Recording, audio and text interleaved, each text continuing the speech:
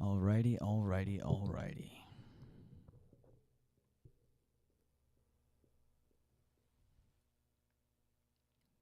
Testing and I can hear. Okay, cool.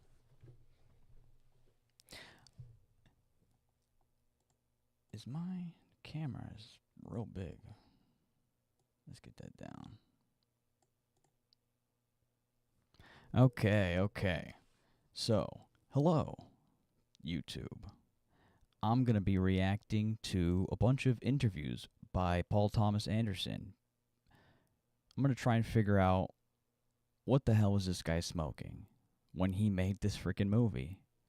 Because I don't think it's a very good movie, but we'll get into that. This interview, I've already pre-watched some of it. It's insane. It's so insane. Anyways, let's jump into it. The problem with loving a book so much when you go to adapt it is that you have to be much rougher on a book to adapt it. You have to kind of not be gentle.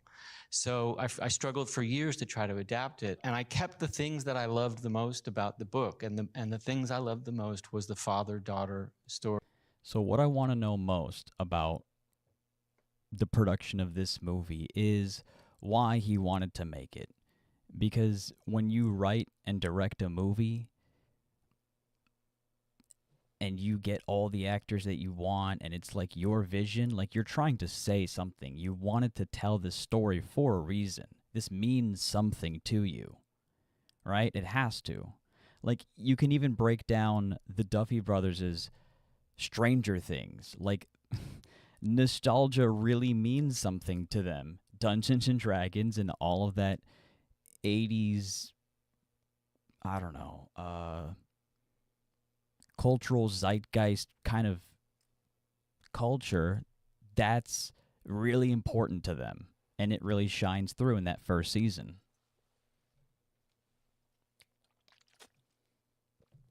So people tell me. I don't think so.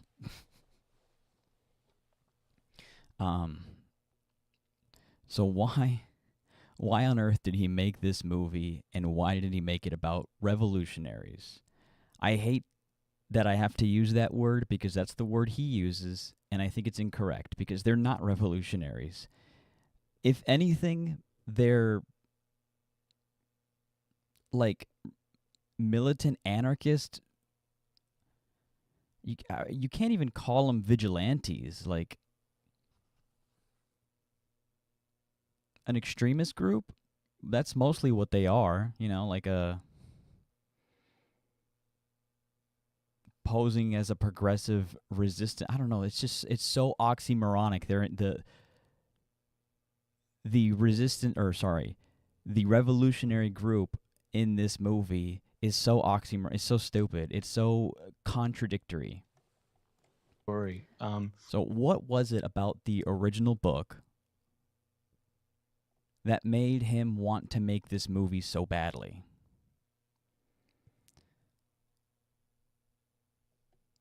Because in the original story, all the characters are white, and it takes place, you have a bunch of people. Let's look up the story because, I want to get my facts straight on this. How do I search this?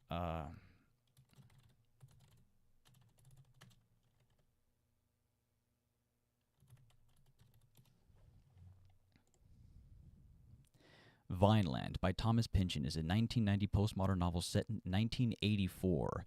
Oh, God. Yeah, get ready for these novel-ass names. Like the most novel character names you've ever heard.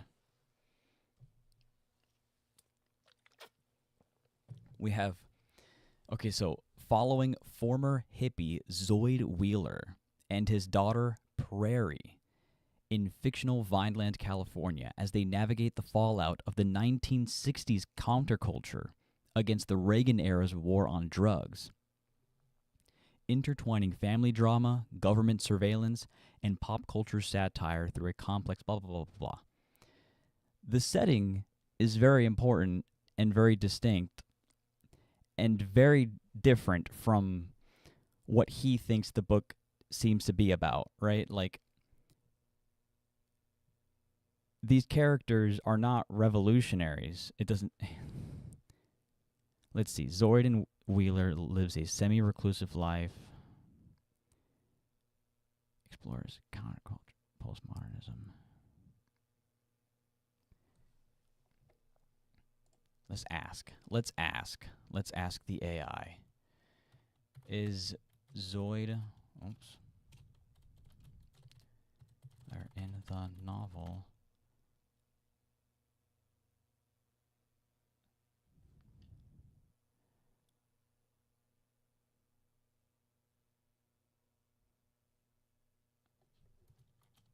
Former.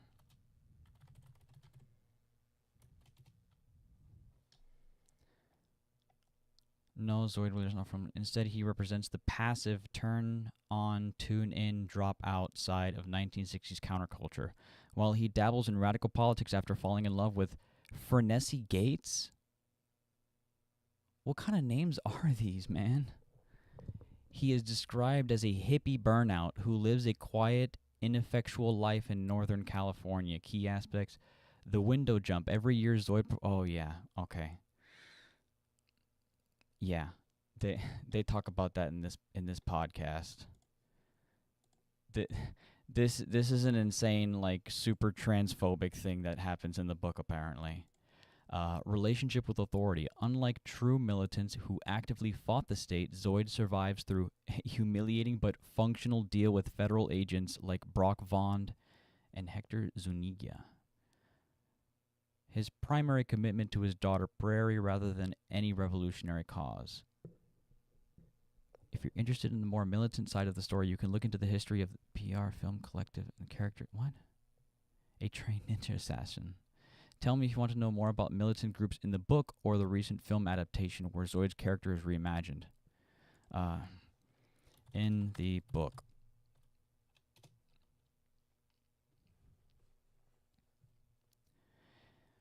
Zoid Wheeler is definitively not a former militant. He is often described as a schlemel, I don't know what that is, an unlucky, aimless, but well-meaning man who represents the more passive... Yeah. Music, not militancy. 1960s, Zoid was a keyboard player for a surf band called the Covares. While he hung out with radicals, his primary focus was music and lifestyle rather than political warfare. He's a lover, not a fighter. Zoid only dabbled in radical politics because he fell in love with Fernesi Gates, who was deeply involved in militant film collectives. What? Militant film collectives.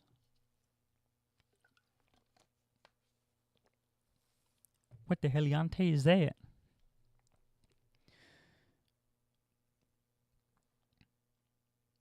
Oh, I still got Steven Spielberg on the screen because he's the one I think even before in this interview. you have it's, us at the breakfast table to fuck off, Bob. So let me just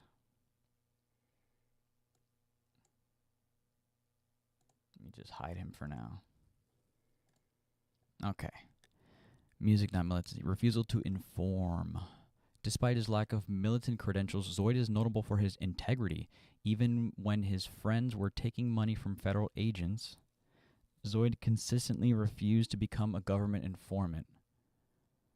By the novel's present, he is an aging hippie living in a quiet Northern California, focusing on raising his daughter Prairie. He supports himself with odd jobs, growing marijuana, and his annual okay. Stunt for disability checks. Like, the main character that he gave Leo dresses up like a girl, but like in the way that what's that dude's name? It's like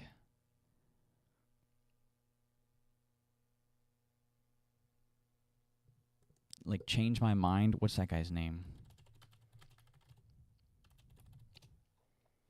Steven Crowder. It's like if Steven Crowder dressed like a girl.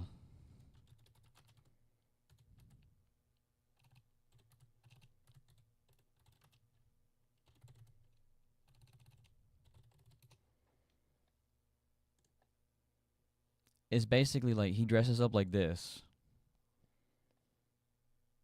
Okay? And then he goes to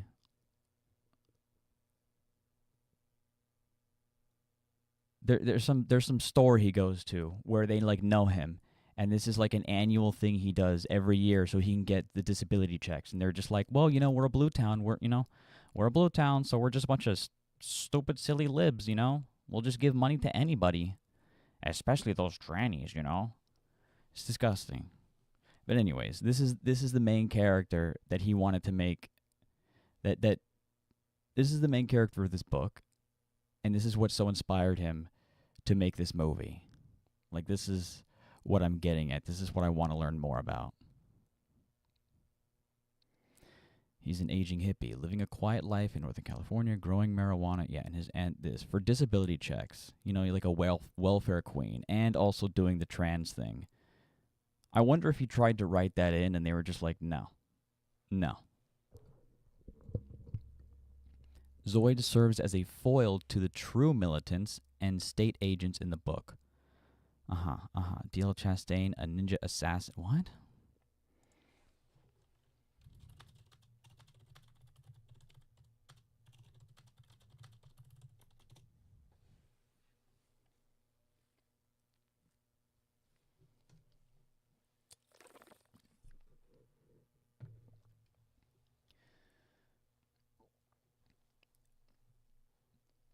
In Tommins Pynchon's Vineland, militant characters are primarily found within the 24 FPS film collective. That's funny.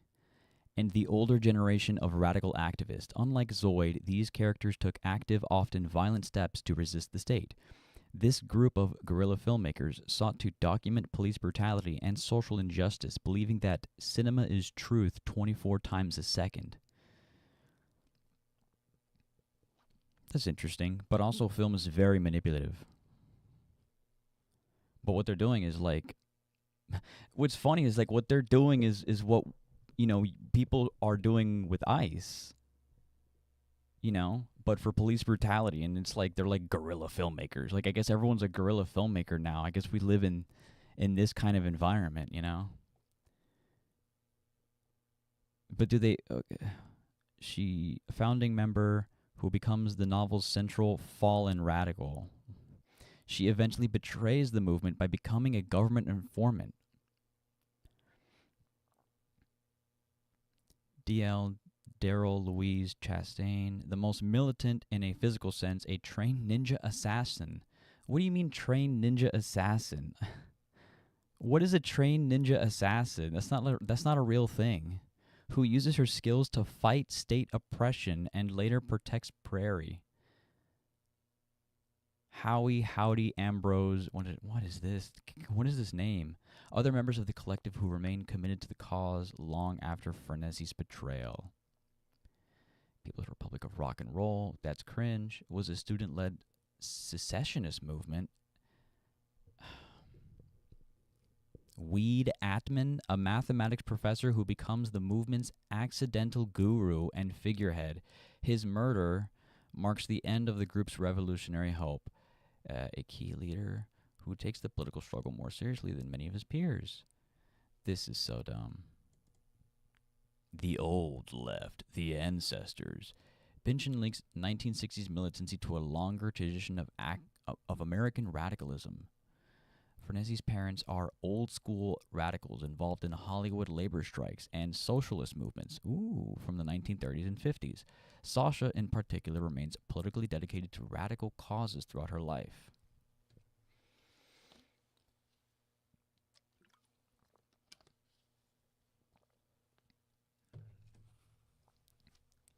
An elderly patriarch and former labor organizer who represents the red roots of the Vineland community. I can provide more details on the Sisterhood of Kunoichi Attentives, the ninja collective? What? Or explain how Frenzy's betrayal actually went down. Fuck, I want to know both. Okay, we'll do Frenzy's betrayal after. Tell me about the Sisterhood of Kunoichi Attentives. What in the hell is that? The Sisterhood of Kunoichi Attentives is a secret order of female ninjas located in a remote mountain retreat.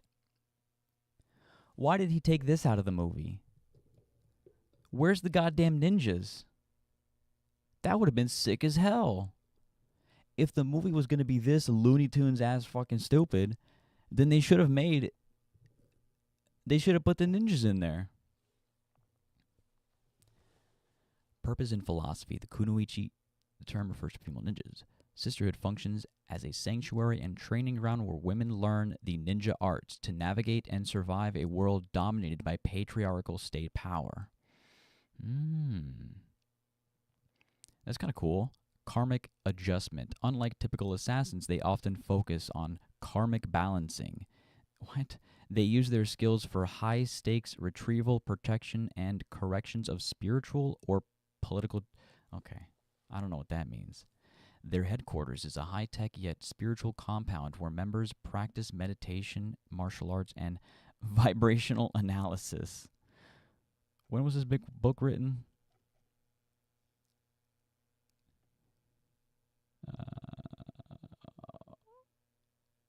I think it was written like the 90s. Yeah, it's a 1990 novel.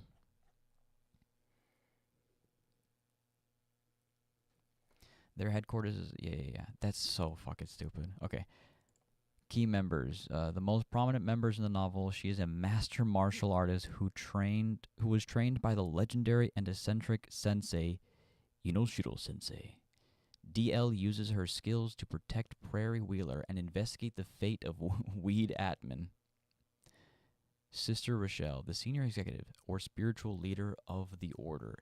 She provides a cynical, feminist counter-narrative to traditional history, famously retelling the story of Eden as a tale of administrative overreach. Okay, but writer, novelist. The book of Genesis in the Bible is a tale, a theological tale. It's not real. It's not real. Okay? So I don't know what this, like, it's not history, really, you know? Anyways. Notable technologies. The vibrating palm. It's like he watched Dune or something. This feels like Dune stuff. Like weird Dune stuff. Thanatoid state? Oh, God. The Sisterhood maintains extensive files and archives, acting as a library of suppressing history that the government, led by Brock Vaughn, wants to erase.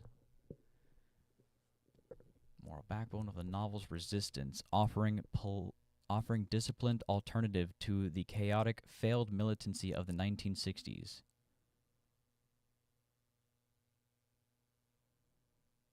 Okay.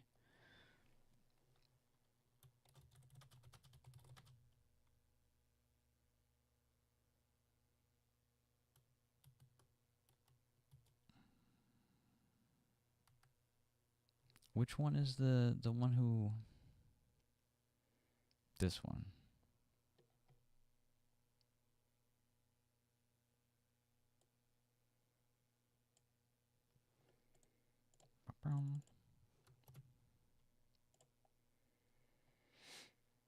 Okay.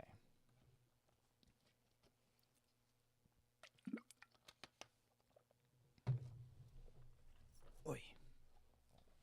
Ow. Oh, my foot. Okay.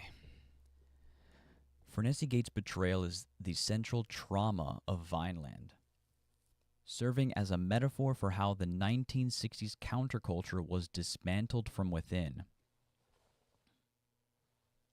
Come on. Says who? It wasn't a single moment of weakness, but a gradual, calculated seduction by the state. Okay. The seduction of power. While filming radical protests with the 24 Collective, Furnessy became sexually and psychologically obsessed with Brock Vaughn, a federal prosecutor who represented everything her radical upbringing taught her to hate. You see, but like, when I read that, it just tells me, like, I'm a liberal, like I'm the author, right? I'm a liberal.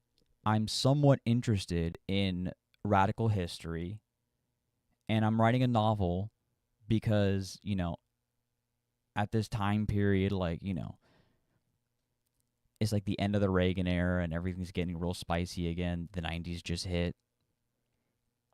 So I'm going to make this political thriller, romance, kind of satire, right?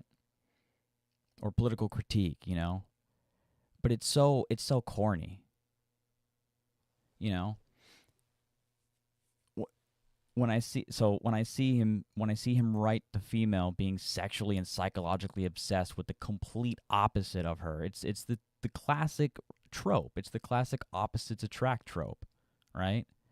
Why? Because they just do or something. It's just like magnets. The opposites attract. Let's see why. I mean, in the movie, there's no explanation, but let's see why in the book.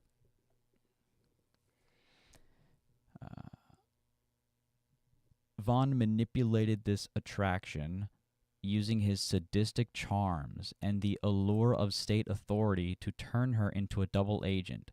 Now, Thomas Pynchon is not a woman, okay? And I don't believe him when he writes a character that does this. I don't believe him. I don't believe this character.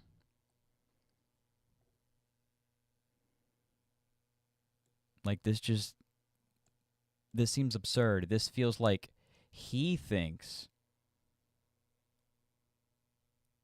that this woman would, fall for this person, and that she would find all of these things like attractive and alluring, and so much so that she would become psychologically and sexually obsessed. I don't even know how. That's so strange.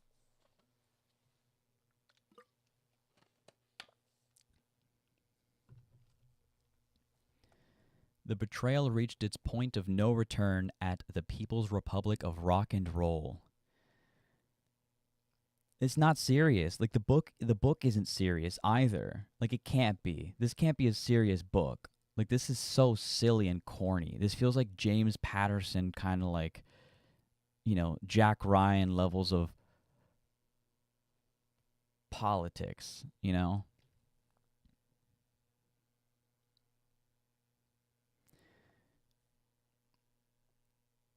Republic of Rock and Roll. Like, that's so silly.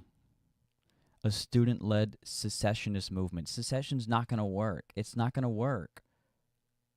You going to secede? You got nukes? Do you have nukes? Do you have nuclear weapons?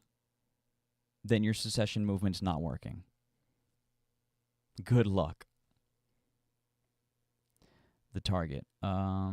Weed Atman, a math professor and the movement's guru. Like, that's so, like... What math professor is, like, smoking that much weed? There's no way. He's just like, oh, it's liberal California, it's just so, like, there's little digs, like, there's these little, like, I feel like, for sure, Paul Thomas Anderson, like, someone made him feel othered. Someone made him feel like not a part of the team, Maybe called him out on his liberalism. Who knows? And he got real butthurt. And this book really, really, like, jived with him. And he felt like he needed to make everyone feel a little stupider, both on the far right and on the left, or what he thinks the left is. Furnessy used her influence to manipulate another student into killing Weed Atman. What? She even supplied the weapon used in the murder.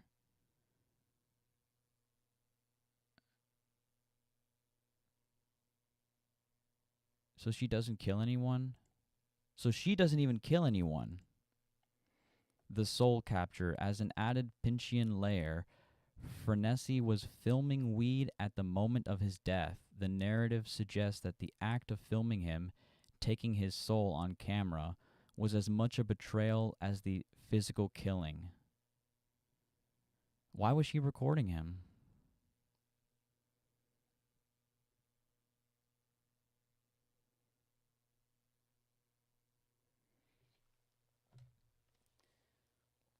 Also, that's like very, very stupid, like screenwriting crap. Like, oh, his camera is on the soul. Like, I captured your soul on camera.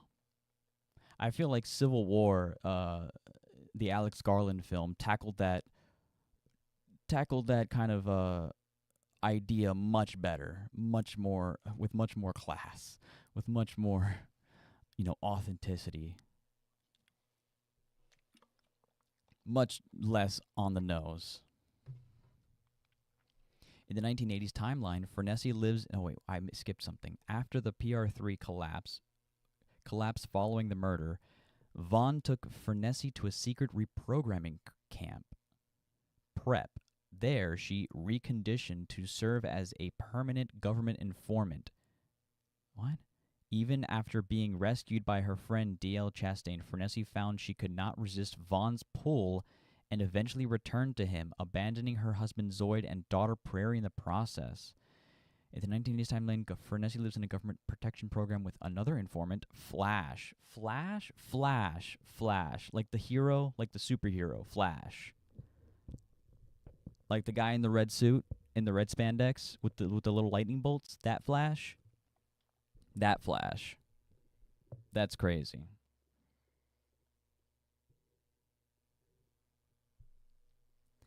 Okay. Her life has become a mundane series of government-funded splendor that eventually vanishes due to Reagan-era budget cuts, forcing her back into the world she betrayed.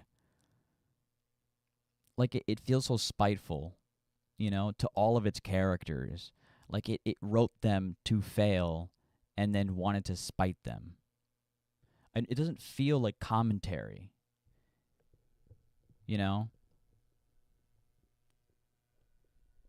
It doesn't at all. Like, not in the way like Sicario does, right? Sicario, you get to really see the unparalleled extent of authority that the American government has just anywhere in any country, and specifically Mexico, right? You see what they do, how they get around laws and everything, and just drag this, as good as you can get cop, like as honest as you can get cop, right? They drag her through all of this almost like she's a hall pass, that she's not there for the mission at all. They just need her for like some governmental reason. They need her to watch over them. And so basically once they do this mission, they'll be like, "No, yeah, she was there. Everything was fine," And of course she can't say nothing cuz they'll just kill her. And you see that at the end, when I think it's Benicio del Toro actually. Yeah, it is him. He almost like... There's a real tense scene, Anyways.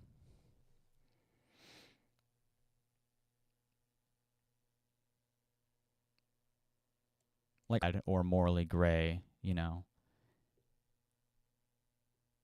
But there's a point to it, right? It's trying to say something that isn't regressive, That isn't spiteful, I feel like this movie and this book, I don't know, I mean, I didn't read the book. I'm only just doing this AI shit, so who knows? I'm not saying this is anything, but the movie definitely feels very spiteful towards, any sort of... I can't even say leftist activism, because it's not. None of the things they do in the movie are leftist activism or revolutionary at all. There's no revolutionary action in this movie at all. At all. All right, let's get back to this. Bob. I mean, Willa has not only does she have a mouth on her, but she is more his mother than his daughter, and he needs a mother. At Things that I loved the most about the book, and the things I loved the most was the father-daughter story. I think even before I had kids, I kind of felt a connection to how this father felt about his daughter.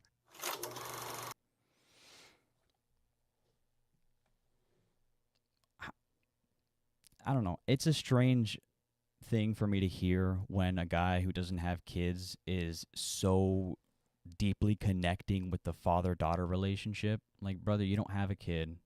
So, like, I don't even know if I believe him at this moment or if I believe him if he said it then. You know? How would he know? I don't know. It's strange. But it's like, what is it about the father-daughter relationship that you felt so, so strongly about that you wanted to make this into a movie? That you made this the central core theme of the movie. The movie is literally only about, I want to protect my daughter. The world is dangerous, and I want to protect my daughter. And I should do better to protect my daughter. That's what this movie says. That's all this movie says. It doesn't say anything about police brutality, the overextend and overreach by police, and basically doing whatever they want to, kind of like, ICE is right now, right? It makes me so mad that they're conjuring up images we're seeing in real life, like in modern day. But then there's this farce of a reason for why it's all happening. Like, it doesn't read, it doesn't align to reality. Or any reality that makes any sense. Nothing in this movie makes any sense at all. And listen to the way this lady describes this film.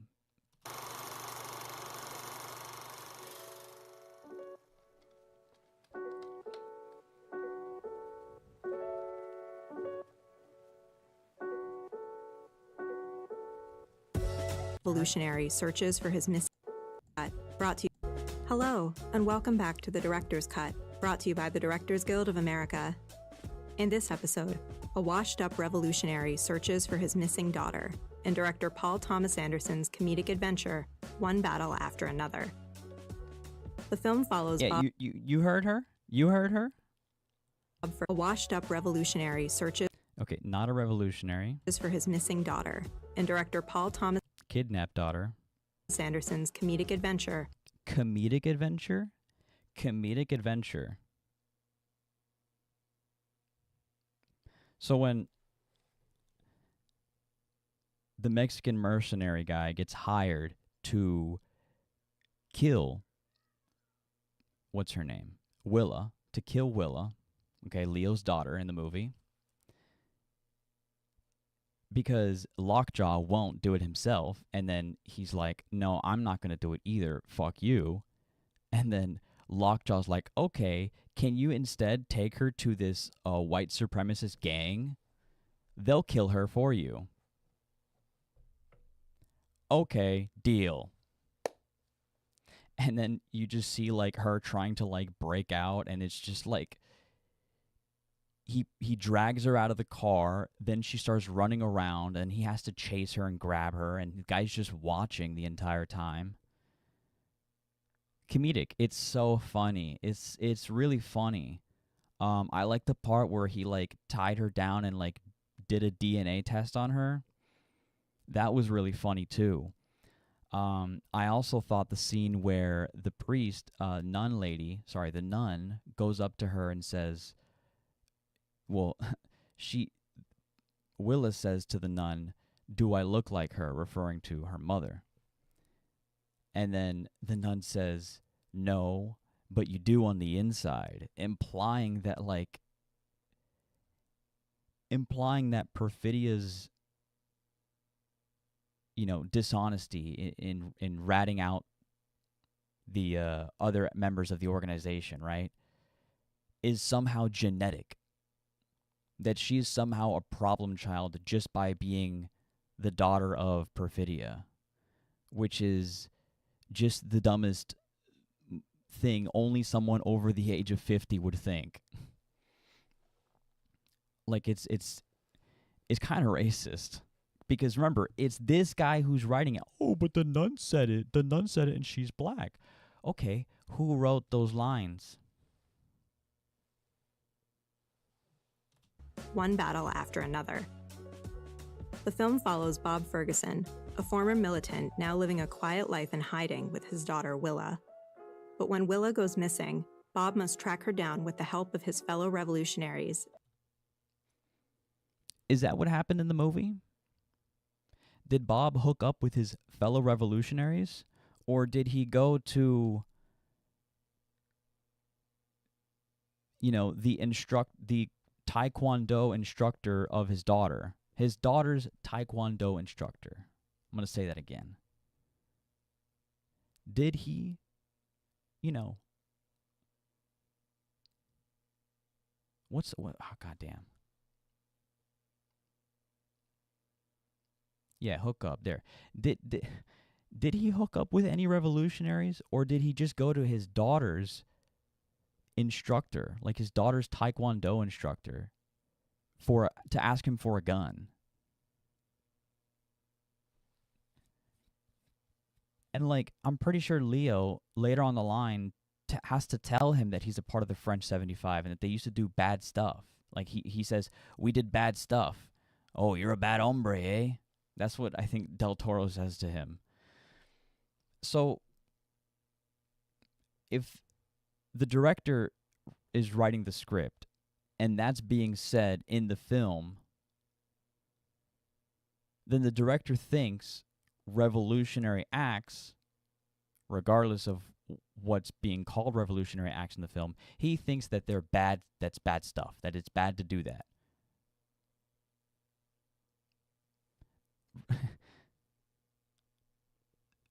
This is such a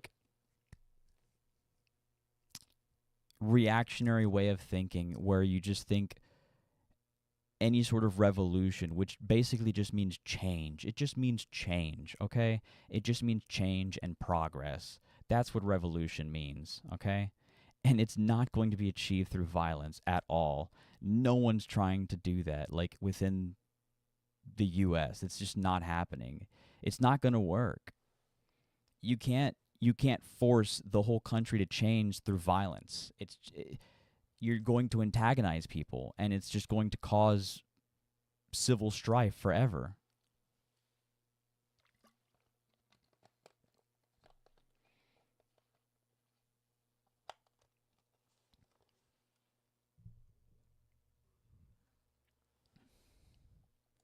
And battle the consequences of his past. Oh, yeah. She says she meets up with his revolutionaries. What revolutionaries does he meet up with? I mean, he doesn't really meet up with Regina Hall until... Does he ever?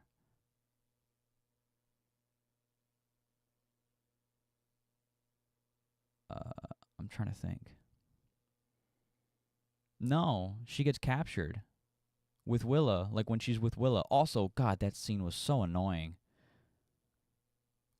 They're in the church or whatever. Willa's sitting there. Regina Hall's sitting there. It's super quiet. We know the military guys are coming, or whatever you want to call them. And then Regina Hall's like, "Shh, you hear that?" Right? And it's just like, "Oh, don't move. Be very quiet. Don't say anything," right? And then she stays super still, super quiet. So I'm thinking, if they're getting raided, she must know instantly, oh, I know how to get out. I know there's a secret way. Come here. I'm just going to check real quick. But no, she just leaves. We don't hear nothing. And then more military guys just storm into the room and just point their gun and immediately arrest her. Super fun. It's so funny. Oh my God, dude. When they were tying her with the zip tie, it was so comedic. In addition to One Battle After Another, Anderson's other directorial credits include the feature films, their spoiler.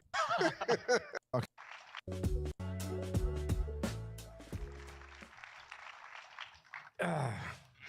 Hi, Paul. Hi, Stephen. So nice to be Hi, Paul. here with you, not talking about TCM. What an insane movie you made. Yeah. So there's a thing in this interview that is going to be really annoying, where because they're both very established directors in front of an audience who are mostly just super fans, right? Filmmakers, admirers, people highly influenced by both their works, all highly regarded, within the audience, right? So they're going to each suck each other off no matter what they're talking about.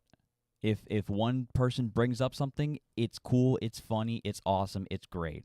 If another person brings up something, it's cool, it's funny, it's awesome, it's great. There's no pushback at all. Oh my God. There is more action in the first hour of this than every other film. Now, Paul will very clearly not ever describe what specifically he's talking about. He'll make statements and then never give more information, He doesn't delve any deeper. It's very surface level responses, without any real info or context, right? And I can't yet put my finger on why he's doing that. I mean, he made There Will Be Blood, so there's got to be something in that noggin of his. Now, when Steven does it, there are some things I think he does like, and then there are some times where I feel like he's trying to be nice, He's trying to not push back. This is one of those times. Film you've ever directed, put together. Everything. It's really incredible. And I'm so curious. I have so many things to ask you, but I want to kind of go back to the beginning because this is such a concoction of things that are so bizarre and at the same time so relevant. Aesthetically, I mean, it takes place in America, and that's relevant, and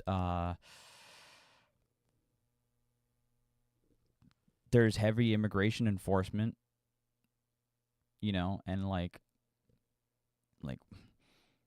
excessive heavy immigration enforcement, and people resisting that. But you get to see this of it. You get to see this one shot or two of a crowd or something that I think have become increasingly more relevant than perhaps even when you finished the screenplay and assembled your cast and crew and began production. What was it about the Thomas Pynchon book that first sort of set you off? Well, the core of the story is a great one. It's an ex-revolutionary ends up in the woods raising a daughter, and the past is going to come back and haunt him. There's a similar love triangle in that story as well. And I loved that book. I loved it, and Why? I loved it Why? so much Why? that I thought about adapting it. But the problem with loving a book so much when you go to adapt it is that you have to be much rougher on a book to adapt it. You have to kind of not be gentle. So I struggled for years to try to adapt it. And then when I had a lot of other pieces of some other stories, and I started to combine them. And I kept the things that I loved the most about the book, and the things I loved the most was the father-daughter story. I think even before I had kids, I kind of felt a connection to how this father felt about his daughter. Why? Tell me why. Tell me what was it in the story that you really connected with? And it only grew and deeper and stronger as I have had kids to understand what he was writing about in that way. Okay. Why did Martin Scorsese make the movie Silence? Okay. Way before he became a director, there was a time where he thought that he wanted to be a priest, like a father, a priest. He eventually decided against that, He was very into the Catholic religion, I believe. That's the one. And so there's this big debate within him, right, about theology, about, you know, staying true and being pious and faithful, right? Because you're supposed to have, you're supposed to just believe. You're supposed to have unflinching belief. I forget what the words are, right? And so in the movie and in the story, they are forcing these Japanese Christians to renounce their God and step on it and tell them that they don't believe it, which goes against everything that they're supposed to, you know, that's foundational to the religion, right? It's like a real gotcha, except that, you know, they kill you right after.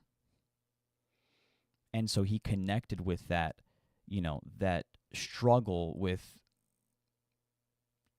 trying to, whether he could let go of his faith, or, you know, that struggle with faith and believing in it or not, you know, like, is this real, or am I just being freaking stupid, and should I just step on the stupid plate with the picture on it and then I could live?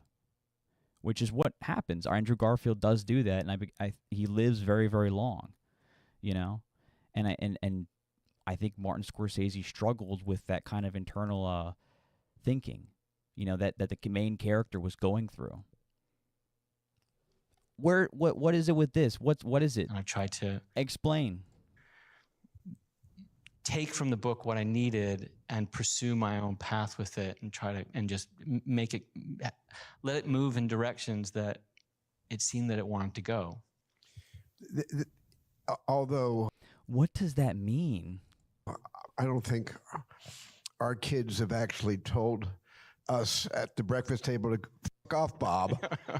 I mean, Willa has, not only does she have a mouth on her, but she is more his mother than his daughter, and he needs a mother. Yeah, that's right. I mean, yeah, there's a funny line, and we cut it out, and it was a bit strange. They get these Social Security numbers from a mother and son who died in childbirth, and there was a joke I thought was great, and he says, "Wait, so I'm the son and she's the mom?" You know, it never landed, but He's so awkward in this interview and so strange. Like when he says this, and then like no one laughs, and then he's like, you know, it never landed. Okay, why'd you say it? Why'd you bring it up? It seemed like you thought it was pretty good. idea was there that he's kind of foreseeing his future, and that he is clearly stuck Yes. in the past. He's stuck in the moment that Perfidia broke his heart and left him, and is not moving forward in any way. And she's moving forward rapidly. And, you know, maybe if you have a kid and you sequester them in the woods for the first 5 or 6 years, it might be okay. They don't know any different, but You should never do that. You should never do that to your children. Oh my God. Dude, imagine growing up with like living in the freaking woods, not a single friend to have, not a single person to talk to except your weird ass dad who's divorced, you know, basically, right? Person he loved, the mother left him, right? Single dad living in the woods with a daughter. Not good. as that child is blossoming and discovering her own path, How can she do that in the woods? at a certain point, you're just holding her hostage, you know. Exactly. Basically. But you know, he's like that But that's not what happens in the movie. That's very different from the movie. helicopter dad. You know, that when a suitor comes to the door, his paranoia. I mean, I felt so bad for, what was his name, Bluto? Yeah, yeah, Jeez, Bluto comes to the door. This kid, obviously just a platonic friend of, yeah. right? Of, How do we know? How do we know? How do we know? In that scene, it's never explained to us who these people are or why they're there. She's like, oh, it's just my friends. Okay, did you tell them to come? Then why did you not know who it was and had to check at the door? And why didn't you tell your dad that they were coming? And you know, if you know your dad has such an issue with people coming over, why even have them come over to begin with? Just fucking leave and go down the block and then have them pick you up there. Why did they drive up? Like, it doesn't make any sense. It's like he wrote that scene specifically so that he wrote for them to drive up just so that this could happen. Like, why would this happen? If I'm Willa, okay, and my mother is, you know, can at times be strict with me, right? For good reason, I'll say. I'm a little bit rambunctious, but you know, if I'm her, and I know if I'm Willa, and I know that's gonna cause an issue, like a fight with my mom, not a real fight, you know, but like an argument, a situation with my mom, I'm gonna be like, guys, I'll meet you down the block, okay? Just meet me down the block. Why? Like, why show up, you know? But then so he can go, oh,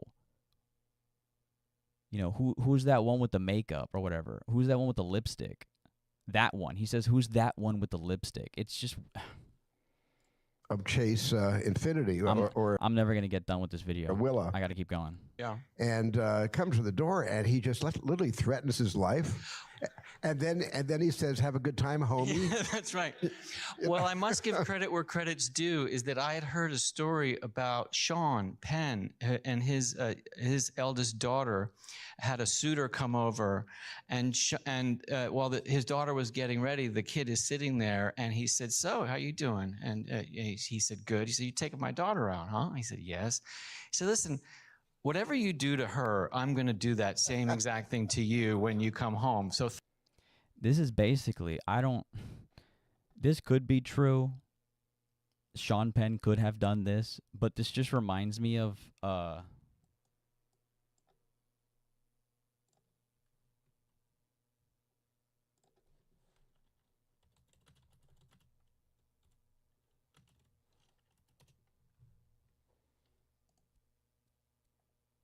this is just what this reminds me of.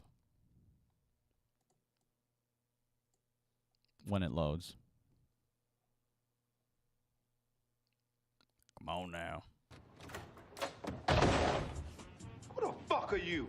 I'm Mr. Bennett. I'm Reggie. What you doing here? Came to take. Like, it's almost identical.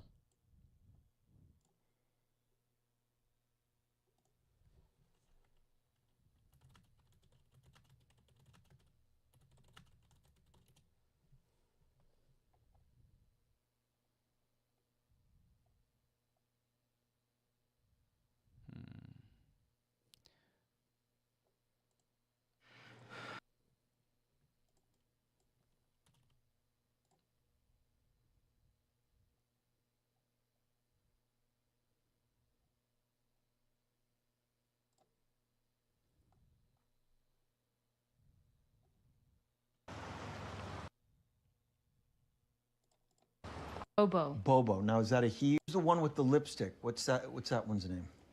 Bobo. What's that one's name? Dude, what the what the hell, man? Okay. Here, watch. You got My fucking garter? What? What's up, homie? Hey, how's it going? You cool? Super deadpan, right? Hey, how's it going? Cool? Yeah, I was just here to pick up Yeah, Bella. yeah. Yeah, I'm just here to pick up. Take out Megan. What you doing here? Came to take out Megan. What? I came to take out Megan. How old are you? You normally knock that loud at somebody's house like that? Yeah, give us a sec, homie. You know, it just... It felt a little too much like this. It just felt a little too much like this. And then... I don't know, this right here... Tell you something, whatever you do to her, I'm gonna do that exact same thing to your entire fucking family. I'm not fucking around. You Wait, understand? what? Dad? I'm just telling Why would he say that to a child? They're like 18 or 17 or something. You know, like... 15. Shit, nigga, you at least 30. This is Mike. Can you fight? You can fight. Oh, you motherfucker, you can't fight. Look at you. Look. No, I want to know if the nigga. You see, Leo's like touching him, grabbing him, getting in his face, in his ear. I want somebody gonna take my niece. They haven't done I that wanna know yet. if the nigga can fight. Somebody might. What's wrong with you? You acting all scared. You rap? He takes out the gun. But again, this is a comedy. This is supposed to be a comedy, right? Like, he is a comedy actor. This is not funny to me. We're talking about freedom, baby. What the fuck do you care about freedom? You smoke weed all day. And, like, you set off fireworks, like, one time. We're talking about freedom. Freedom's a Like, why are you pretending to be, like, this patriot kind of loving guy? Since when do revolutionaries like yap about freedom?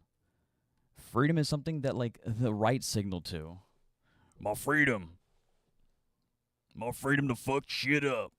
funny thing, isn't it? When you have it, you don't appreciate it, and when you miss it, it's gone.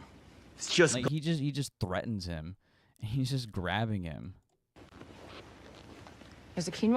It's just Think about how you behave out there tonight. I thought that was a terrific line to give to Bob. No, that's a great.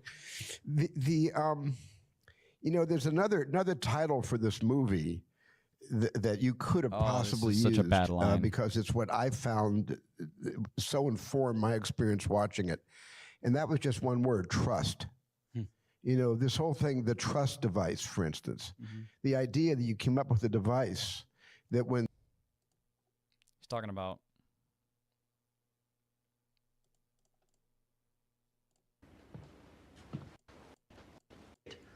your goddamn friend until you take it. Take it.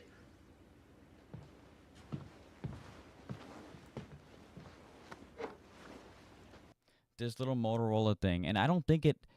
Yep. Put it in your pocket. I don't want to put it in my pocket. Put it in your garter, whatever you got. My fucking garter? What? Yeah, why the hell did he say that? Garter? That's so strange. She's your daughter. And she's a minor. Why did you say that? That's so strange. What's up, homie? Hey, how's it going? But this device, like, I'm trying to remember to the very beginning of the movie. No, it's when they're running away. It's when, after the bank robbery, and Leo and the baby have to scram, the guy with the glasses has both of them, and he's like saying just a bunch of nonsense, and then saying like, you're always gonna want this, and if someone says so and so something something so and so whatever, all these stupid passcodes and stupid, like, you know, it's just so cartoonish. It's so cartoonish. But I don't remember it ever making a sound. And then at the end of the movie, hello there. I love when things inform my experience while watching a movie. Yeah, man. When you watch a movie over and over again, you start to pick up on every little thing. I don't remember ever making a sound. At the end, like, it doesn't even do anything. Like, Bob's holding it. He's got his gun, his rifle. He gets out of his little, like, you know, his little Need for Speed car, right? His Need for Speed drift car. And he's like, Willa! And he's holding it, and she's hiding behind the rock. She's already killed the other white guy. And then he just, like, he just finds her. Like, they just see each other. It doesn't beep or anything. So, like, I don't... and you hear I don't know what the hell Steven Spielberg's talking about here. that melody, whoever is holding that device, when you hear that melody, you trust that person. And what makes it so suspicious is the fact that Paul Thomas Anderson just kind of goes along with it. With your life. Maybe I'm mistaken. I've seen the movie 3 times, and I can't remember it making a sound. That's right. And I, of course, as all of us did, kept waiting for when is that going to happen in the movie? Right. When are we going to hear those notes?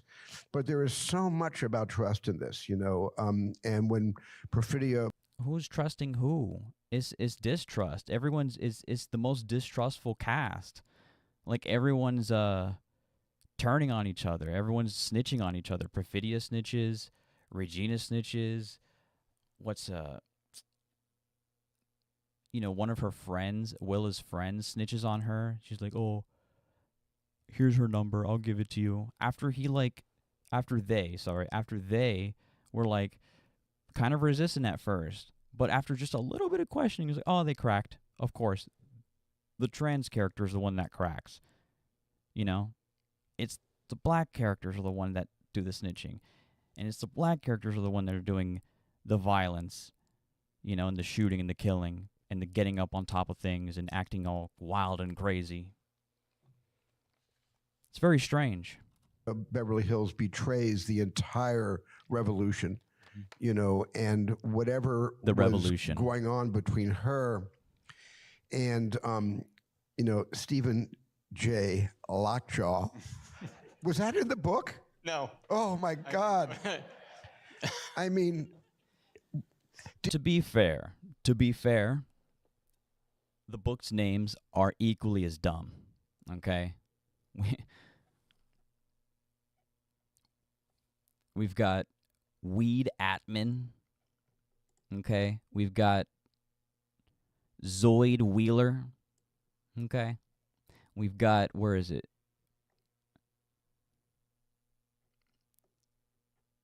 Where is it? His name's Brock something.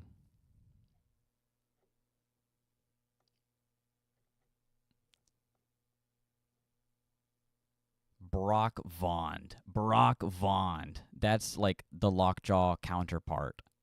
Okay? And the entire setup of this movie is just very strange and gross, and I don't understand why Paul Thomas Anderson wrote it this way. These characters are all white in this book. All white. But then he changed them, some of them, to black, which definitely changes. Yeah. So, in the book, right, Perfidia's character, whose name is Fernesse Gates, which is very strange. All the novels' names are strange. Okay, Fernesse becomes sexually and psychologically obsessed with Brock Vaughn, a federal prosecutor who represented everything her radical upbringing taught her to hate. I don't believe that. I believe the author wrote this character cynically. This is a cynical representation, right? And he's just doing the classic opposites attract, you know? Because it doesn't make any sense. If you're a revolutionary, you're not going to sit with the enemy. That's not what a revolutionary does.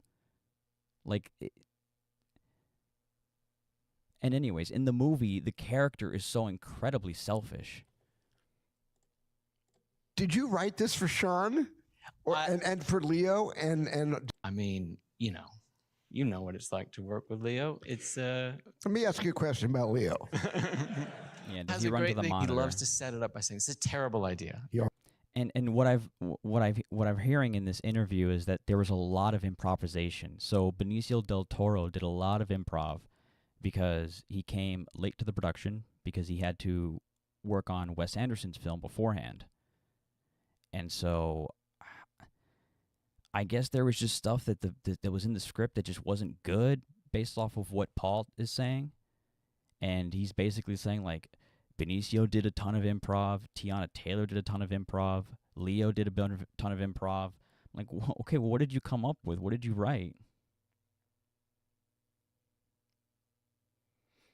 No, this movie's getting great reviews everywhere, you know, but I think it's awful. I think it's the worst time to make this kind of movie. I think it's so cynical to a movement that is actually like building momentum now, I think all across the world, you know, where everyone is basically wants more of a change and a focus towards community, you know, where everyone is supporting each other instead of this like hyper individualistic me rat race to the top, you know. But this movie and this director, I think, sees, you know, the left as this goofy Looney Tunes organization of, like, you know, mafioso criminals or something. What revolutionary acts do they do? They raid a migrant facility and take them somewhere. We don't know where. Somewhere. Okay? And then Perfidia does the thing she does in the movie, which is basically just like corner Stephen Lockjaw, Sean Penn's character, point a gun at him and tell him to get his dick up and talk about, like, this is the revolution, this is power, you know, it's going to be televised, just a bunch of, like, buzzwords that don't mean anything. Everything she says, like, has no meaning. When they're at the campfire specifically and she's, like, laughing with her friends, like, pointing a gun around, I'm just like, what is she trying to say here? She's just like gloating, you know, like in a kind of gross, I don't know, it's like not a good representation. But then when I see the representation of like the armed like officers, like the SWAT team that comes in like towards the later half of the film as they're trying to search for her, search for Willa, you know, they're like competent, you know, they've got good eyes, they're on the job, you know, like as soon as Lockjaw like gets new information, they're already calling in a helicopter to go and scout this one thing and getting some guy to do a facial recognition over here, you know, and they're like, ooh, when they're in the house and they burst into Bob's house. It's not. It's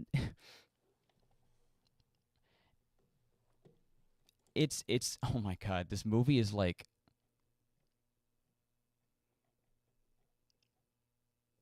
what scene am I looking for? There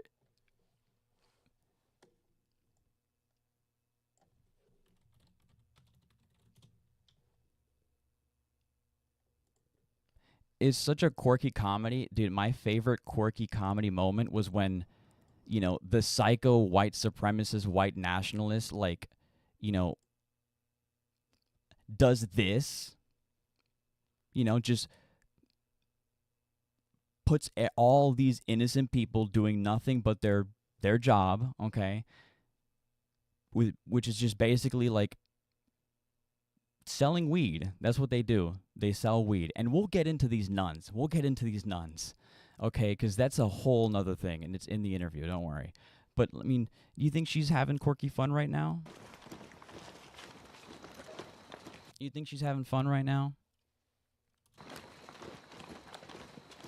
This is so fun. We're having so much fun.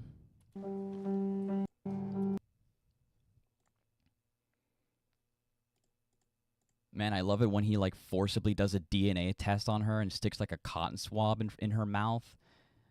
And then when she goes yuck, dude, I guffawed in the theater. It was so funny. I'm just like, what's quirky about this?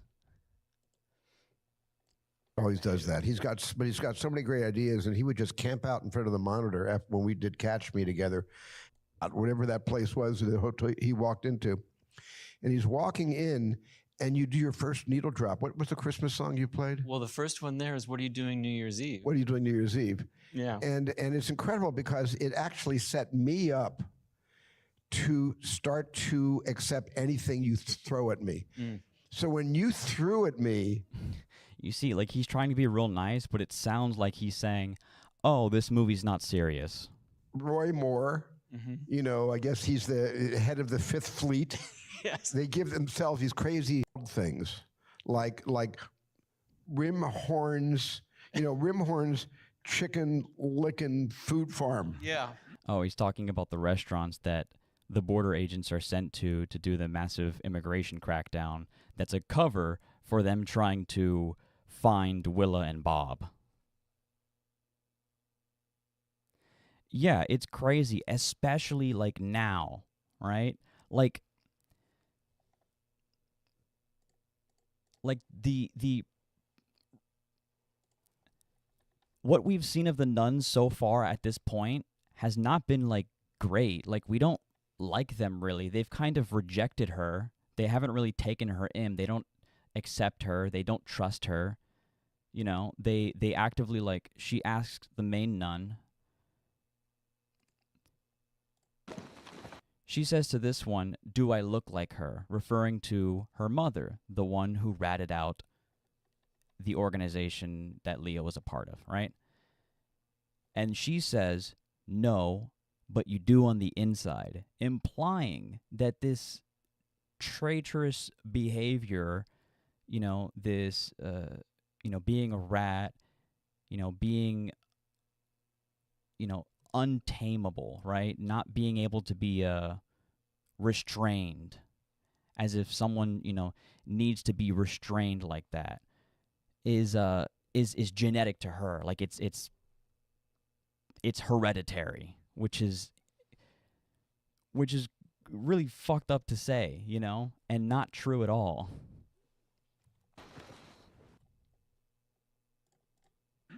Because Sean Penn's character says, Lockjaw says, okay, assign me someplace where I can bust it. And they're going to call it a heroin lab. That's right. And so he goes in there to find Bob and Willa. And I think he says, we're going to bag and tag Bob, but we're going to take Willa in custody. Like, I don't even understand why they need to do the massive immigration crackdown to just send in a small SEAL team to go and grab them. Like, just send in a small SWAT team to just go and grab Bob and Willa. Just designate them like foreign terrorists or like local terrorists or whatever the term is. I forget the term.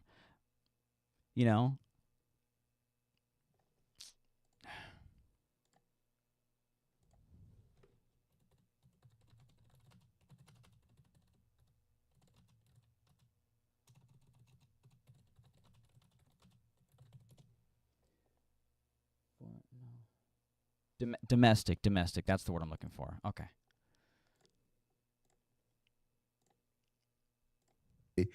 And he goes.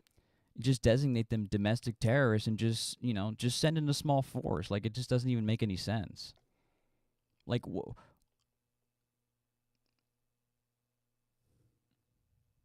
In there, and then the scene that I've seen the movie 3 times now, and the scene that I actually stopped.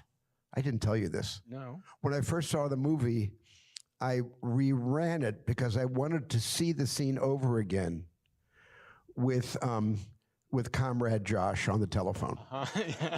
Oh my God, the most annoying parts of the film. I wanted to see Bob lose it again and again.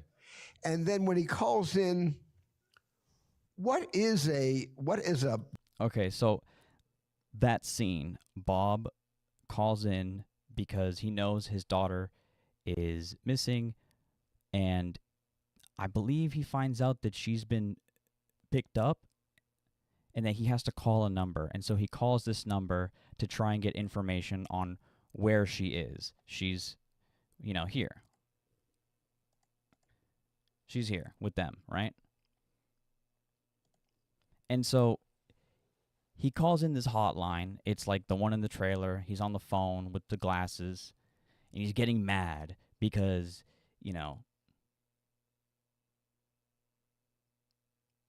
oh yeah, dude, he's giving him the double suck. He's giving him the suck from the back and the front.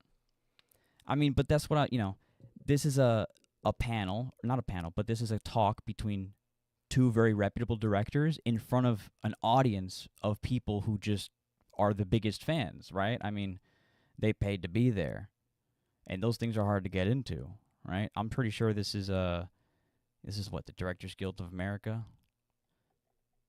So like, they're not gonna push back at all. Everything they're gonna say is gonna sound nice. Oh yeah, and so when Bob calls in and the guy doesn't want to give him the passcode because he can't remember the full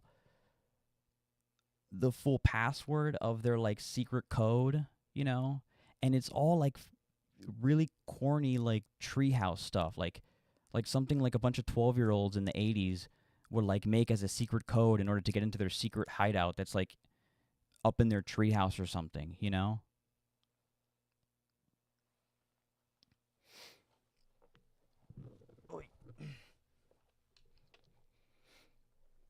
And it all sounds so like silly. Like, he's not taking this seriously. This isn't a real revolutionary kind of organization. A lot of the stuff like that revolutionary organizations try to do, like the DSA and stuff, is, from within. Like, there's no violent revolution. It's all like legal, just making voices being heard and trying to change people's minds and trying to open their minds up to, a society where community is a virtue rather than, I don't know, not good. What is Greyhawk 10? What is a gray? And every time in this interview, I'm always thinking, why? Why? One must ask the question, why? Why did you make this movie? What is it about the daughter and father relationship? Why French 75? Why Greyhawk 10? I'm going to call it a Greyhawk 10. He can't get through to the guy. The guy on the other line of the phone just won't give him the answer. He won't. He just won't. He's like, dude, come on, I can't remember. I am the guy. I was part of the organization. And he's like, you're transgressing on me. You're being a little too loud and my ears hurt. And I'm just like, dude, come on. Like, this is such a 2016 representation of like the woke libtard who's getting blasted, basically, who's just like, everyone's on Leo's side, but Leo's being really fucking mean and like uncalled for. Greyhawk 10. And technically, the person calling in to the hotline, even though it is Bob Ferguson, it is Leo's character, could be anybody. It could be someone doing a good impression. So he has every right to be like, no, I don't know who you are. If you don't give me the right answer, I can't tell you this information. And isn't it airstrike? I have no idea what a Greyhawk 10 is. And then so Leo's like, I'm going to call in a Greyhawk 10 if you don't put me on the line with somebody. If you don't put me in with your administrator, because I know you have one. Which is so stupid. Like you're part of the same bureaucracy as I am.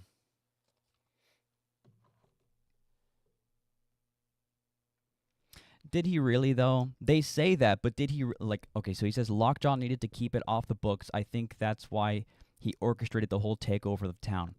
But how did that, they say that, but it doesn't read, because it happens, and it doesn't really add to the capture. In fact, it, gets in the way, because, then it activates everyone else in the city, and Bob is now able to escape because everyone's activated in escaping. So he gets to escape with people. It, actively works against him, and it doesn't really make any sense. If they would have gone in quieter and not had a helicopter, and maybe checked what day prom was at her school, so that there wouldn't be a chance where she would be out of the house potentially, unless you decided to abduct her at said site, pre-planned, nothing in the movie makes any sense at all. Nothing in the movie makes any sense to me. This thing, so he says he's going to call in a Greyhawk 10. What is a Greyhawk 10? Is 10 isn't it airstrike? I have no idea what a Greyhawk 10 is. He just made it up.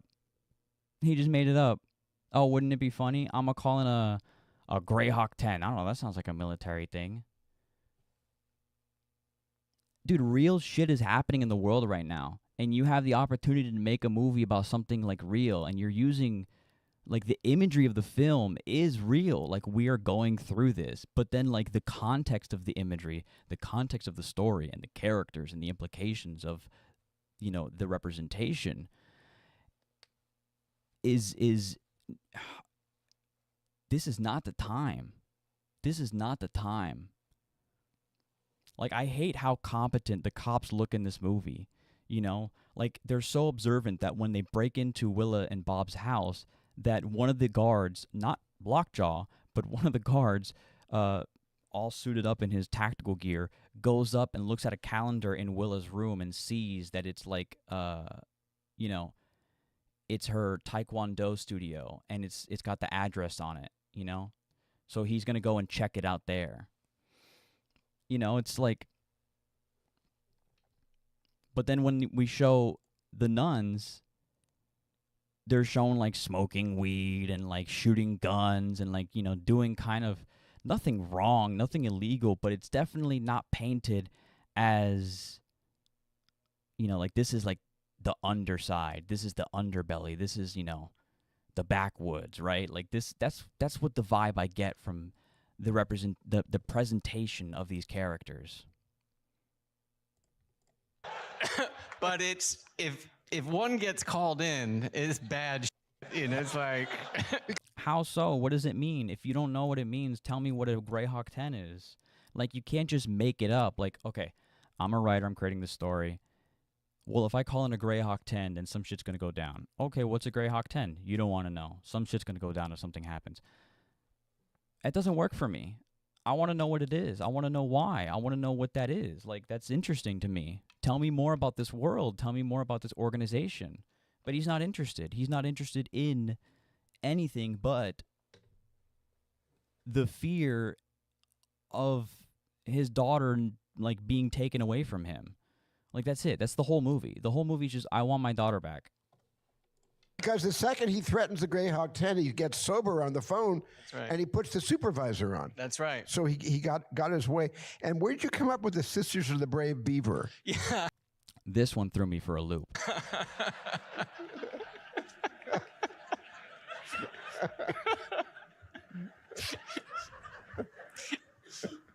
The last person that asked me that question was our lead actress, very sweet Chase. Weed smoking, gun toting nun sounds like a Russ Meyer movie. It could be awesome, except we see one scene of them holding guns. Willa's the one shooting them. And then they even look at her while she's shooting the gun with worry, like she's holding that gun a little too well. Like, I don't even understand. Infinity, who's a very young girl, and then so he names them Sisters. What was it? Sisters of the Brave Beaver, which so.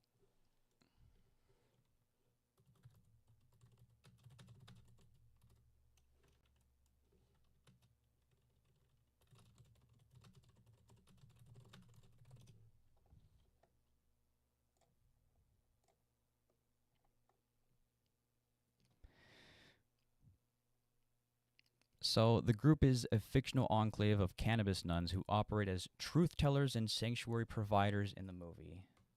Not really. Because this scene is where they get caught. It is like one night where she stays there. So they hold her for sanctuary for like one day, and then immediately they just get bum rushed by the, these military goons. So much for sanctuary. But they're based on the real-life Sisters of the Valley. Why the Valley? Because it's in the San Fernando Valley. Totally normal name. All right? Now, let me just play this because I was so confused. The person that asked me that question was our lead actress, very sweet Chase Infinity, who's a very young girl, and she said, "Why Sisters of the Brave Beaver?" And I said, "Well, and she's like, remember, I want him to explain what he means, and this is what he's choosing to say. Brave Beaver. Yeah.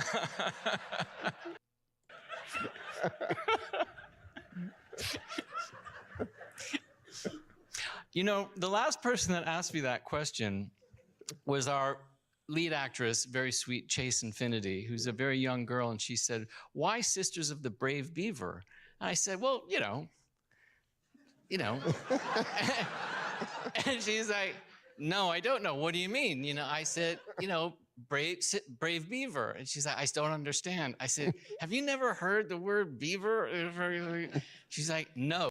I'm sorry, excuse me? Have you ever heard the word beaver? Are you an Animal Crossing character? What the hell is that?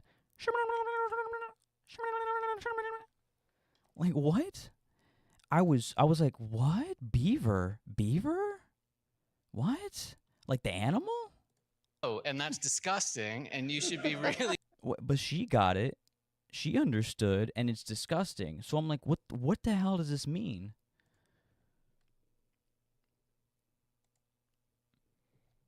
And then I had to look up, like,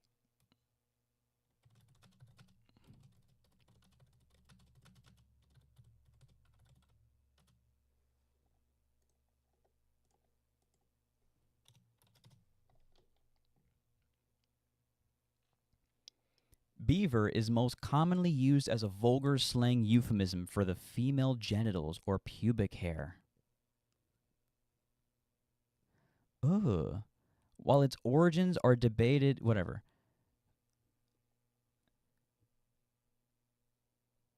The most accepted origin is a visual comparison between the thick, dense fur of a beaver and pubic hair. Okay. And then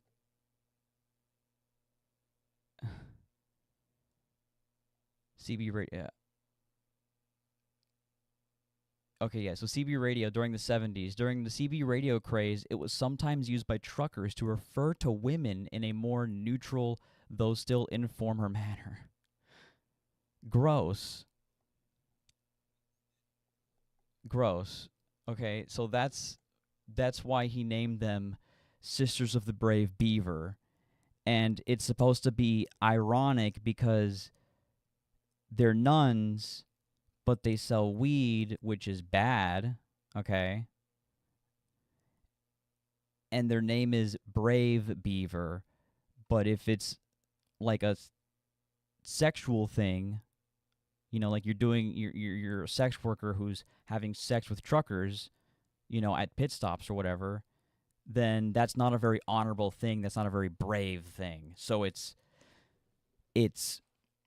ironic and so funny and so cheeky. It's so cheeky and quirky and funny. I am laughing so hard.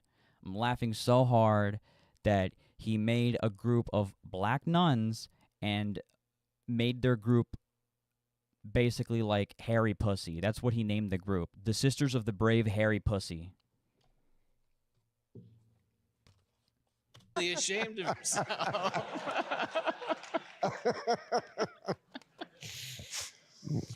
You know, she, it was interesting to see Leo, you know, so on mission, on point at the beginning.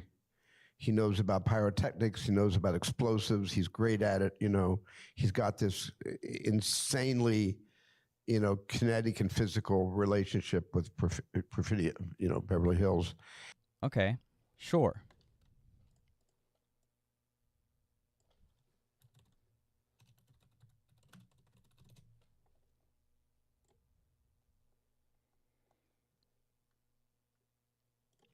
Mind you, they want us to believe that this is an actual militant revolutionary organization that genuinely believes they're going to bring about some sort of change, some sort of action within, you know, their government, their society, right? They think we're supposed to believe that.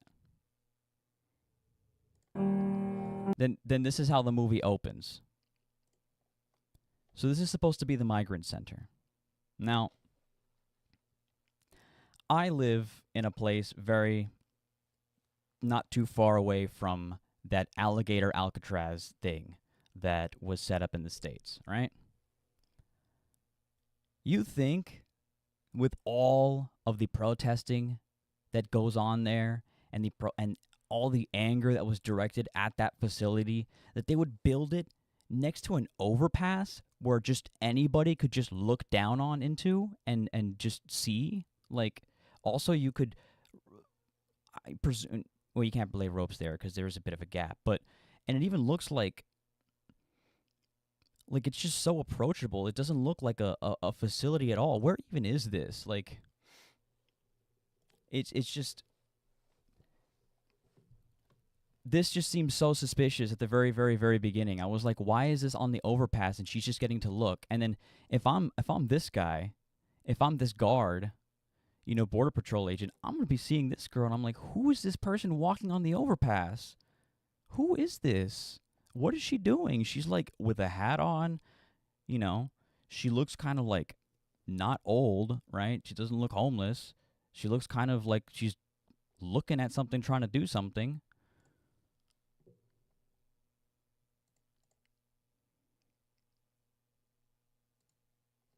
And then this is when we see Leo.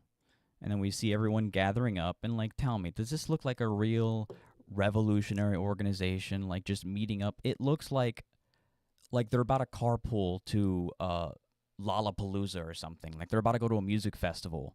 And they're carpooling. And they're, like, I don't know, planning things out for the next 8-hour drive or something. That's what this looks like. And mind you, this is the very opening of the movie. The very opening of the movie. We don't know anything about any of the characters.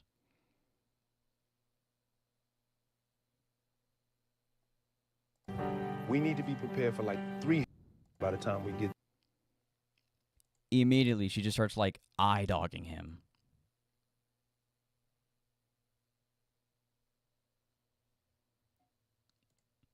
Like, what is she doing? And what is this? I noticed this, like, when I was rewatching this scene the other day. She does this, like, little bump. Like, like, what is that? And, like, if you listen to it with sound, there's no, like, pat or nothing. Crammed in there tight, 60 people. I'm talking about crammed in. I'm talking about crammed in 60 people. I'm talking about crammed. It's just so weird. I live in Ireland. Don't know why YouTube recommended this, but cool. Interesting analysis. It's good to have you there, laddie. Sorry if that offended you, but I love Ireland so much. In there tight. And then despite the fact, and then when they have that, I love the moment where, you know, you have the scene between Sean and Perfidia, and the next thing you see, she's 9 months pregnant, firing a machine gun. Yeah. Yeah, so It's cheek to jowl. I just... They run. That's our exit route. Listen. He explains the plan. This guy starts explaining exactly what they're going to do. Then Perfidia and Leo go off to the side, and they're like, I'm a little unclear as to what the plan is. what do you mean you're unclear as to what the plan is? Aren't you guys, like, going to do a raid on a government facility? You think people are just going to, like, if this Antifa organization that, like, you know, Trump creates as this boogeyman actually existed, you think they would attack a government facility with weapons and release a bunch of kidnap a bunch of migrants to be released back to wherever, right? Without a real clear, concrete plan? Like, what do you mean? Also, he just explained the plan. What do you mean you don't know the plan? I need some direction. Don't be unclear. I got a plan for us. What did she say? I'm a little unclear as to what the plan is. I need some direction. Don't be unclear. Don't be unclear. She couldn't do that line again? Don't be unclear. I got a plan for us. You got a plan for us? What is it? I mean, you want me to create a diversion? I'm gonna blow something up? What do you want? I want you to create a show. This is what I mean. Like, he's asking for context. He's asking for information. Tell me what I'm supposed to do. Tell me what you want me to do. I want you to create a show, Pat. Okay? This is an announcement of the motherfucking revolution. She says that, and she says that again when she's confronting Stephen Lockjaw, you know, in the facility. She's like, we're announcing a revolution. What? Announcing what revolution? The revolution of what? What are your goals in this revolution? What are your intended policy goals in this revolution? What do you want to change? You know? No, yeah, they got a plan. They got a plan, definitely. Make it good. Make it bright. Impress me. Team 2's interests. We got that. This is an I announcement want you of to create a motherfucking... show. This is an announcement. Make it big and make it bright. 2's interests. We got go bear me.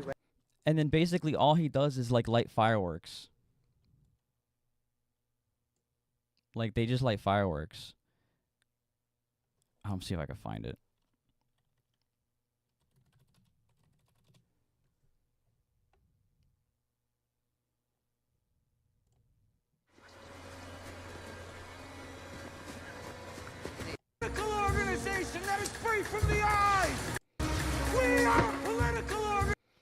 like he's putting in his all here. He's putting it the character, like he's going for it. He's doing something. Organization that is free from the eyes.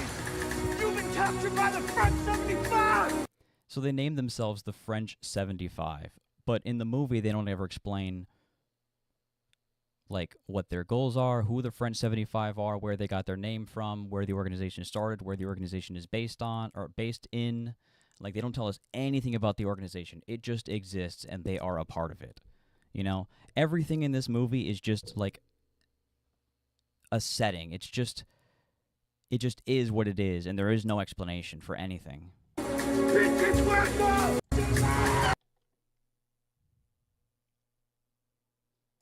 Where is the part where he sets off the fireworks?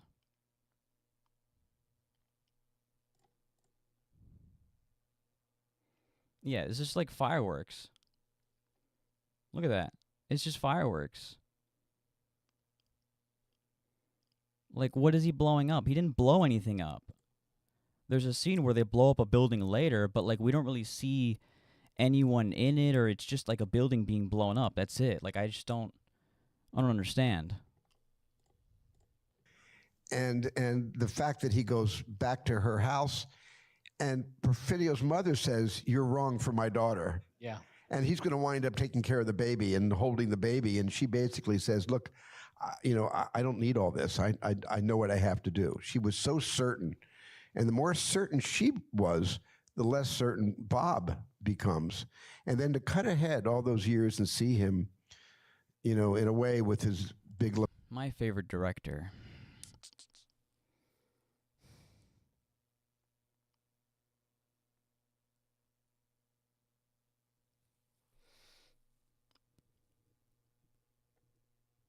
It's hard to say because no director is like the most consistent, right? And for it to be your favorite, like all of their catalog has to be like personally relevant to you.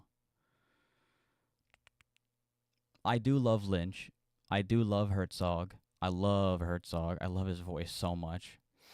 I love his documentaries and the way he captures what he's seeing with his words. Kubrick, obviously, Scorsese.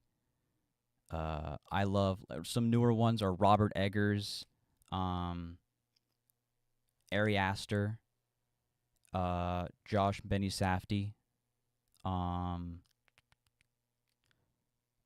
Luca Guadagnino. Oh, I love Luca Guadagnino. Denis Villeneuve. Denis Villeneuve. I love Denis Villeneuve. Denis Villeneuve might, I don't know. He's up there.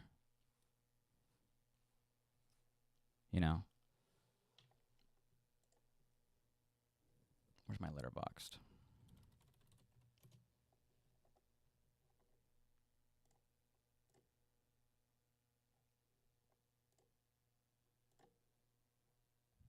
These are like my top films, and there would be more historical films up there, like anything from like the 70s or the 80s, but like I think trying to keep it not so like, I don't know, I really connected with these films, like very much so, but I should probably update this sometime soon.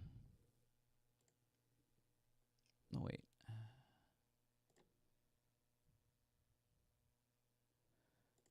Oh, and Yorgos Lanthimos, he's a great one.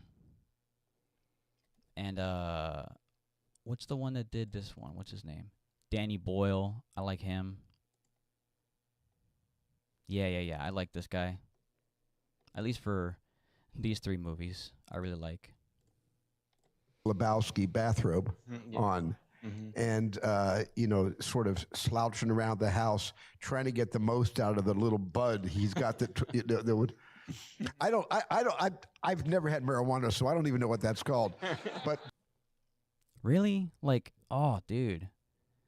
The thing but I observed it in the 60s. I saw all my friends doing it, but he had those little... I don't believe him.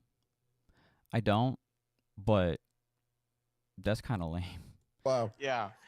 You know. They're like medical something. I don't really I don't smoke pot either, but I Okay, that really, oh man, dude, that really pissed me off when I saw that. When I heard that.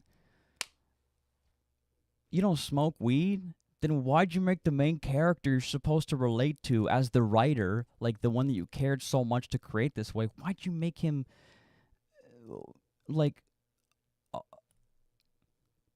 why'd you make him smoke weed then? Why'd you make him like a deadbeat who's like very much like a weed head, you know? No, yeah, I don't believe them, but like if they're saying that, then they don't smoke. They don't smoke like casually, you know? That I'll believe. But the fact that they never smoked, I don't believe that. Come on, after Hollywood parties, get the fuck out of here. Get the fuck out of here. Steven Spielberg, come on. This guy, come on. Like, I don't believe that for a second.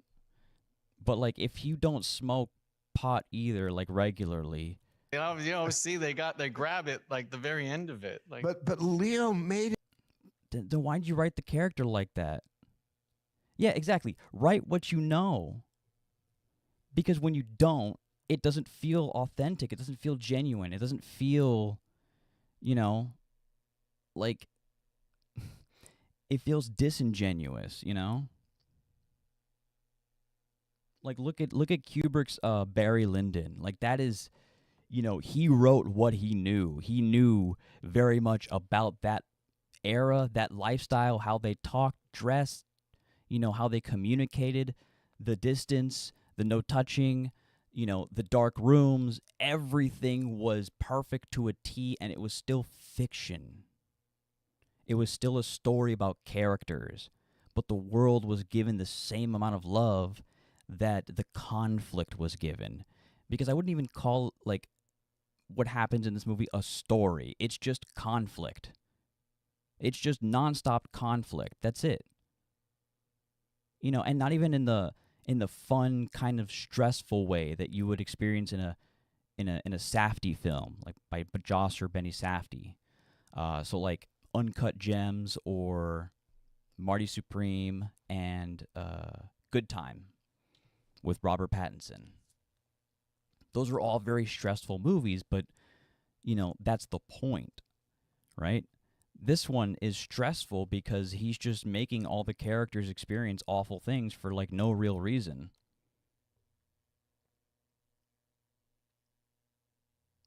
Brick.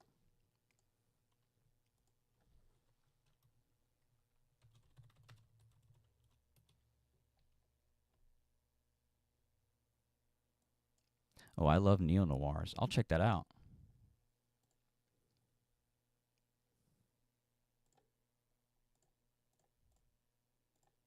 Where's my little thing?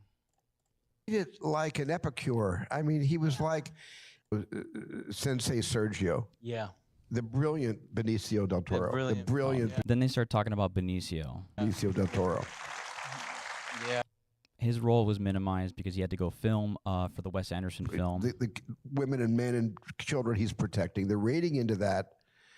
But he's got the presence of mind to tell Bob to stay off the tatami mat. Mm-hmm. Yeah, yeah. You know? So, oh, that is him. I didn't even realize that was him. I was like, that looked familiar, but his face is so young. Damn, I'm gonna be interested watching that. A young Joseph Gordon-Levitt.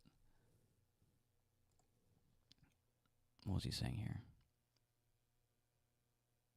Oh yeah, so Benicio's character, Sensei, right, has this Taekwondo dojo, and I feel like this was from me trying to interpret the film without reading anything.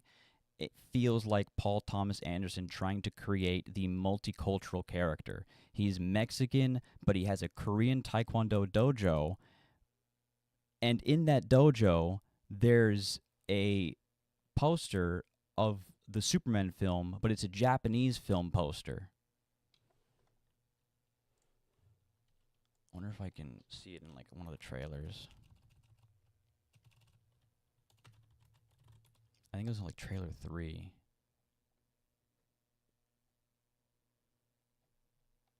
Trailer 2.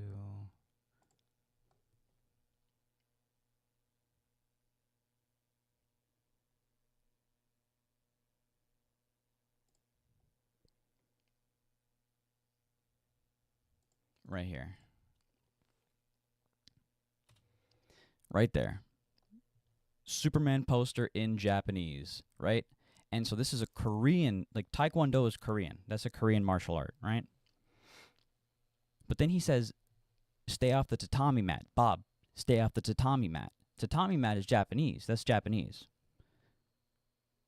So, like, I don't know if Paul Thomas Anderson doesn't know the difference or if it's intentional. And if it's not intentional, then he's basically just saying, like, all you know, the Asians are kind of like the same, right? It's like, what the fuck? And it's not even an Asian here. It's just a Mexican guy. And all, like, when the lady in the beginning of this, you know, she describes the movie, she kind of talks like, Bob, you know, Bob goes and finds his revolutionary friends, you know, to help him escape and get away, or whatever. He doesn't do that. He just goes to this guy who's his daughter's teacher for Taekwondo. He's his daughter's instructor for Taekwondo. He goes to him, he's like, Sensei, do you have a gun? I need a gun. I need a gun. That's kind of an alarming thing to be asked all of a sudden by someone who teaches your daughter Taekwondo.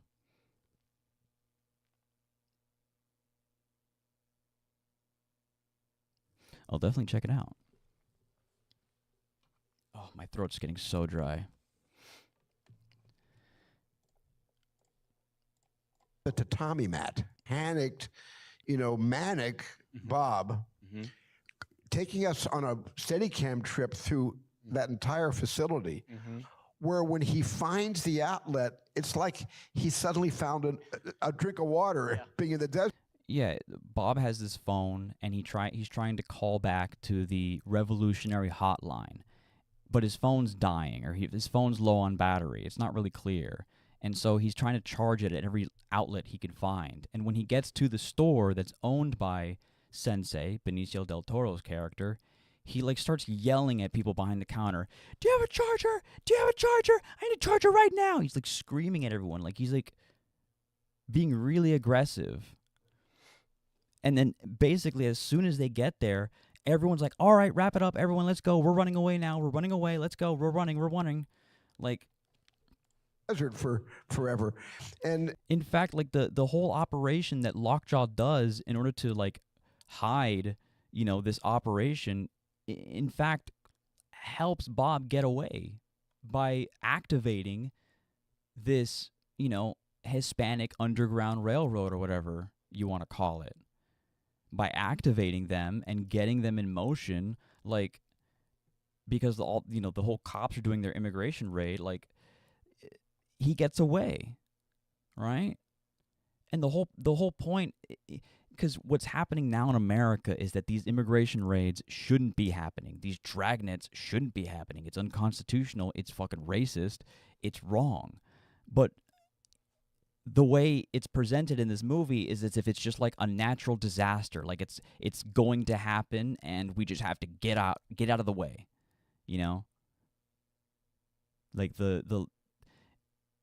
because it's the way it's supposed to be presented in the film is supposed to be like, this is wrong, this act is wrong, you know. But none of the police ever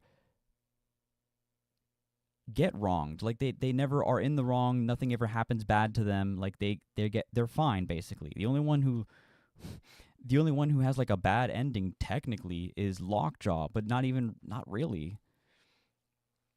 Oh, there's so much stupid about this film.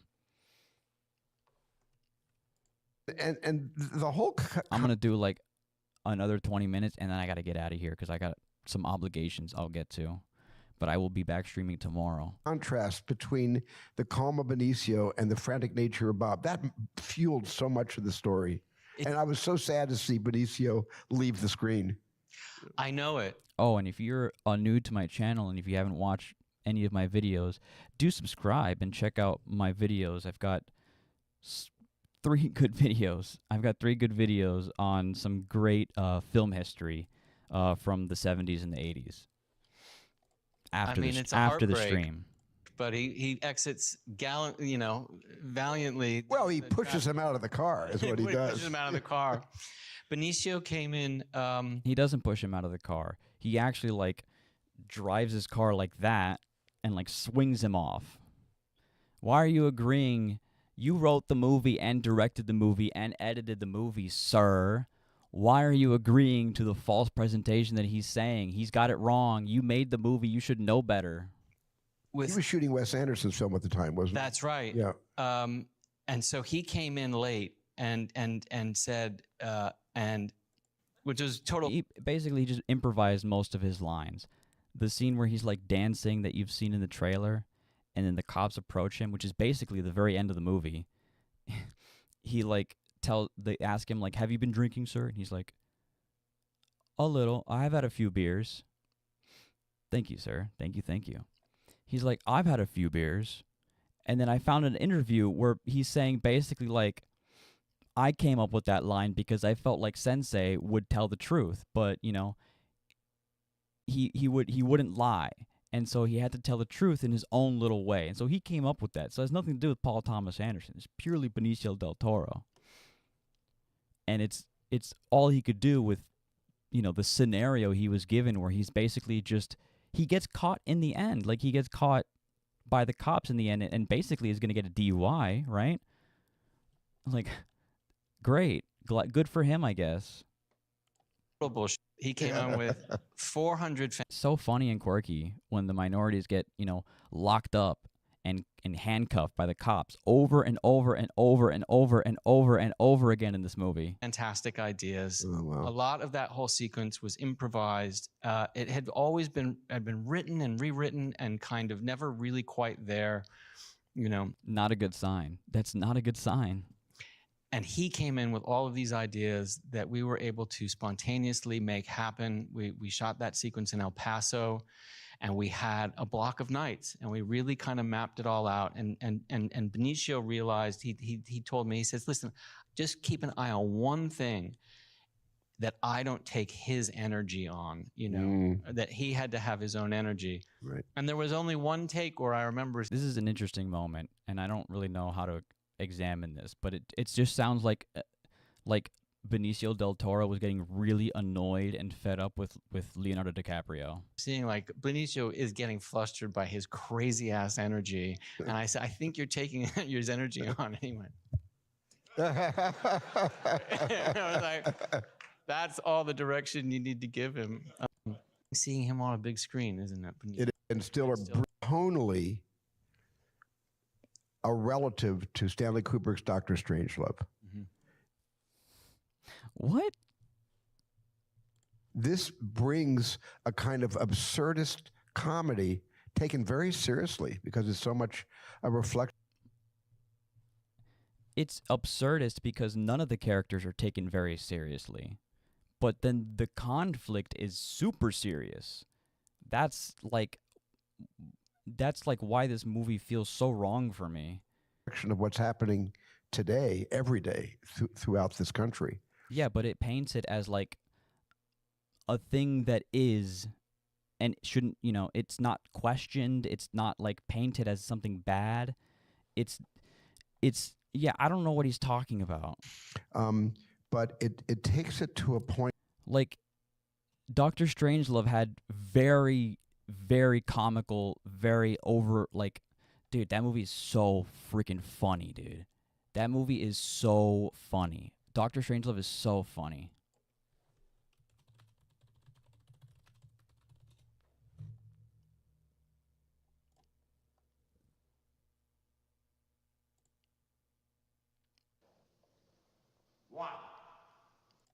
And coordinated attack. This guy made the movie for me. All their airfields and missile bases, we'd stand a damn good chance of catching them. Pants down. Hell, we got a 5-to-1 missile superiority as it is. We could easily assign 3 missiles to every target and still have a very effective reserve force for any. There's like a really great phone call scene that I remember. I love this scene. Hello? Hello, Dimitri. Listen, I can't hear too well. Do you suppose you could turn the music down just a little? It's like when teenagers are calling on the home phone, and it's like their sister is playing real loud music in the background, and they're like, can you shut the music off? I'm on a phone call. Like it's very relatable, but they're in the war room, which that's the irony, right? Oh, that's much better. Yeah. Yes. I love his face so much. Fine, I can hear you now, Dmitri. Clear and plain and coming through fine. I'm coming through fine too, eh? Good, then... Well then, as you say, we're both coming through fine. Now Dmitri. Good.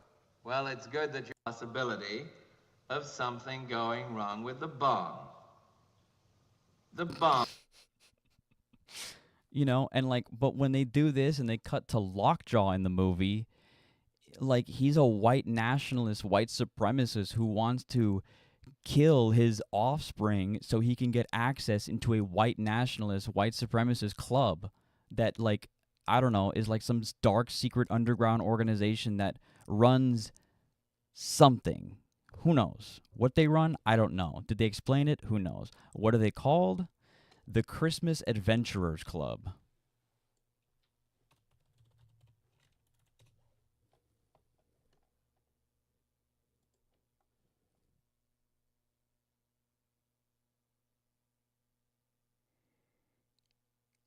So, like, this guy, we see him, right, driving.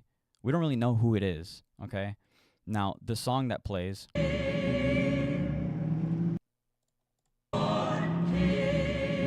It says, like, joy to the newborn king. So I'm thinking, oh, because the time skip has happened. It's 18 years later from the beginning of the movie. This must be Lockjaw. He's now, like, in, or he's got, like, something. This is him now, right? This is genuinely what I thought when watching the movie from the first time. He pulls into this mega mansion, and I'm like, oh, snap. So he's living it up. This is Lockjaw. He's got a new house. We still haven't seen him yet. Oh, this could be his mom. I don't know. This could be his aunt.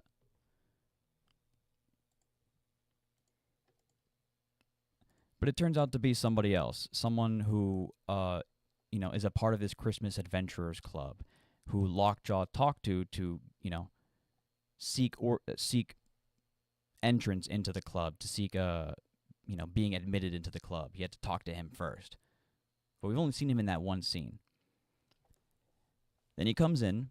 We don't know whose house this is, right? We don't know who this lady is. We don't really know who this guy is, like what his name is. We've only seen him once. And then she says, "How are you, darling? How are you, darling?" And he says, "Very well, thank you." And she says, "You look great. You hungry?" He says, "Yeah, but I think I'm about to be running late." "Well, I can fix you some pancakes." He's like, "Yeah, sure, pancakes or whatever." This is like long meandering scene. Who is this woman? Whose house is this? Where is he going? And it's supposed to be like, a reveal or something. Like, wow, it's so shocking. He's got like this underground Epstein lair. It's so creepy. But like, this was like a suburb, no? Like, what? How is that? Huh? How is that legal? And why? But why? Why? And then there's this like room that's almost out of a Network. I feel like this is something out of Network, like in that end scene. He's trying to like bring some of that energy. Or this almost looks like a room from 2001: A Space Odyssey when they're having those meetings in the beginning. And so, what gets more confusing about this scene is, so there's this actor, and then there's this actor. And I'm sorry, but American white people kind of look the same after, like, the age of 60, Like, when trying to remember the movie after seeing it once, I'm like, which one's which? Which one's which? I don't remember which one. They look the same to me. So, like, when I'm seeing this for the second time, and I get to this scene, I don't remember which one's which. Their names are like Tim, and like the most normal like white names, like common American names, you know, common American white guy names. And basically, they found out that Stephen Lockjaw had a child with Perfidia, the character Leo was romantic with in the beginning of the movie, right? She has this sexual, psychological obsession with him, and she takes him to a motel, and they do something, and then, you know, they have... It's so insane. I can't even, like, say it, because, like, soon after that, they go do a bank robbery. It's like, what are you doing? And so they want to kill... They basically announce that Lockjaw has a mixed child with someone who was black, right? And they're like, that's a big no-no. Yeah, they were clearly hiding him in the shadow as he's walking into the reveal. And it's like, I can't even tell the difference between the two guys. Like, it's not good casting, even though they're both good actors. I just, like, their outfits are kind of similar, except for the red sleeves, but, like, it just looks corny. They look corny. They don't look scary to me. They're silly. And that's the thing with this movie. It's not about anything. It's in the middle, right? There's a thing called horseshoe theory, right? Where it's both ends of the spectrum are stupid. The left revolutionaries are stupid, and the right Christian ultra-white nationalist, you know, mega millionaire, you know, Epstein likes, Elon Musk likes are dumb, stupid, and corny and unserious too. Look at them. They have a goose behind them flying. Look at how silly they are. That's what I'm getting from this presentation, right? But, like, in real life, like, these kind of people do real disgusting harm. I mean, they do it in this movie, too. It's just like, haha, who cares? You know? So they find out that Lockjaw has a mixed-race child, and they want to clean it up, right? They're telling him, he says, what do you want me to do? He says, clean it up. Let me see if there's a close-up. He says, clean it up. How clean? So clean that we can eat off the floor. That kind of clean. That's literally what he says. He's like, so clean we can eat off the floor. That kind of clean. What does that mean, sir? I'm an assassin, right? Basically, this is what's happening. He's trying to get him to kill somebody. So, what do you mean clean? What do you want me to do? Tell me, like, more than that. But then, the way that's interpreted by him is to...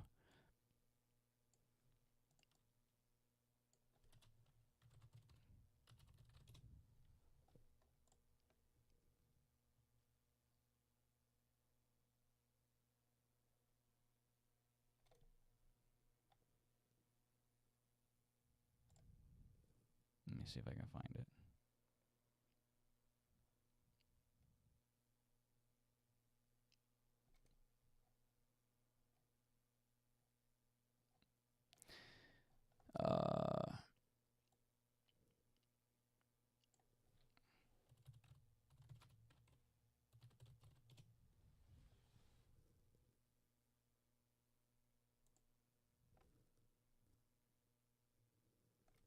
Oh, I can't find the clip.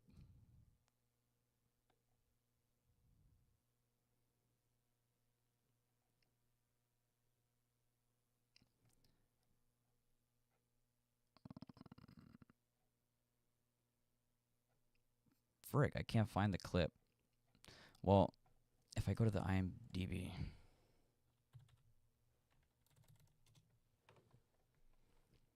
Here we go, here we go, here we go.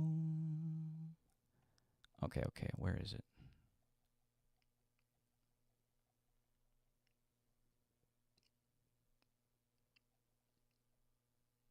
Boom.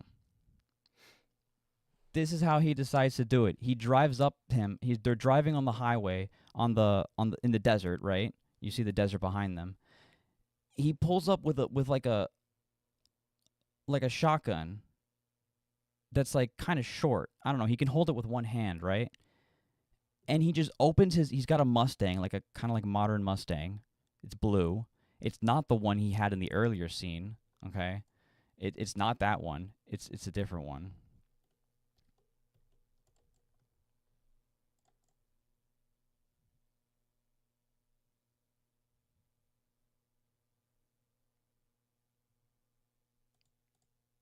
There.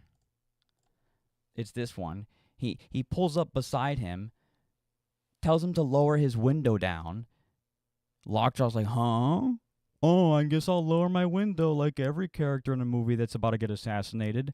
He lowers his window, and he's like, oh, what are you doing here? And he pulls out a gun and just shoots him in the neck. Like, he just holds the gun up out of the car and just snipes him in the neck. Now, we've never seen this character shoot a gun before, so is he like a trained assassin? Like, is he...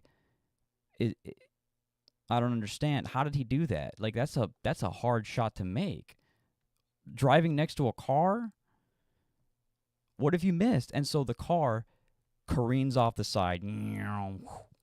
Crashes, right? Just crashes. Remember how the guy said to do it clean? So clean you could eat off the floor? That kind of clean?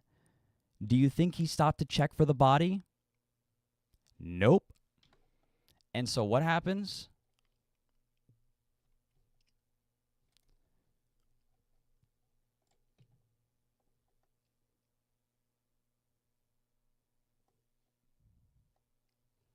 He freaking lives. He lives the crash. He lives the shooting, right? And then the other guy gets killed by the daughter Willa. So he fucked up real bad. Like, he fucked up so bad. Not only did he not kill Lockjaw, but he got himself killed by the daughter. You know, and then so... Okay, so he lives. Great, right? But what is that? Why? Why? Because it's... like, directly after this scene... Literally directly after this scene, we spend 4 minutes in a freaking boardroom meeting with the rest of the Christmas adventurers in some, like, boring meeting room with the freaking windows closed and everything. And they're just like, why did you sleep with that black girl? And he's like, she tempted me and she poisoned me with, you know, she put me under some substance and I blacked out. And then when I woke up, there was substance on my pants. She raped me in reverse. And they're all like, really? How's that work? Dude, are we really doing this in the big 226 in 2026? Like, yes, men can get raped. Now, did that happen in the movie? You know, the movie's not very well written, so that's a different thing. But men can get raped by women and also other men. So it is true, but the way they laugh at it, and it's like, okay, they're the bad guys. They're supposed to laugh at it. But the way it's written feels like it's the director kind of laughing too. Like, he thinks it's stupid. They saw the power of my mind. You in reverse would be the man. That's correct. Colonel Lockjaw. A semen demon. That's correct. Colonel Lockjaw. What would be the purpose of the enemy action? Colonel Lockjaw. And they're like, what's the purpose? And he's like, also, so funny and so quirky. It's just so funny, right? Congratulations, Steve. And then they just lie to him that he gets the job. They walk him all the way to his new office that has nothing in it, nothing at all, okay? What's he going to do there? What is this job position? So the Christmas Adventurers Club is a job? What is this? What is this? I don't understand. They never explained this. They never even explained what the Christmas Adventurers Club is. How am I supposed to get attached to anything or believe anything in the movie? I feel like I'm going crazy. I can't believe people are giving this like 5 out of 5, 10 out of 10. Like, it's well made. It's a tense movie. The acting is great. All the acting is great. But what I'm seeing, the story and what it represents and what it's trying to say and tell, The story it's trying to tell is just offensive as fuck. It's just so offensive and so dumb. Like, I'm so disappointed by this movie. I really, really, really wanted to like this movie. You know? When I saw the trailer and I saw, like, you know,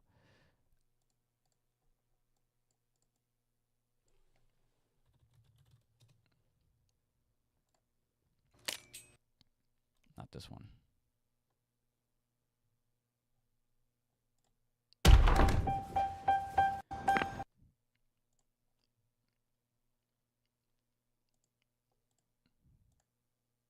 You know, I was pretty hyped for this. I was very excited. You know, I'm seeing all this imagery and I'm like, okay, this is like what's going on today. Finally, someone speaking up. Finally, someone making art that represents like the brutality of what's going on today.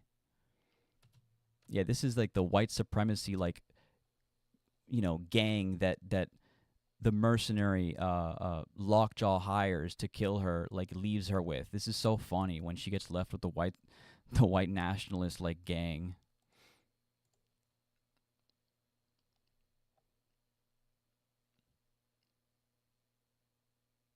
You know, like, when I see them, they're saying that they're revolutionaries, I'm getting excited. Like, I'm like, that's cool. They're pushing the boundaries. They're saying revolution. They're saying revolutionaries. Like, at a time when, you know, that sort of thing is, like, frowned upon in America. Yeah, that's the only explosion we see, like, that he does. It's like a bank. How is that, like, revolutionary act? And we don't know why they blew it up. They don't really tell us, and it doesn't have anything to do with the plot. It's just a thing that we see happening, and it's gone in an instant.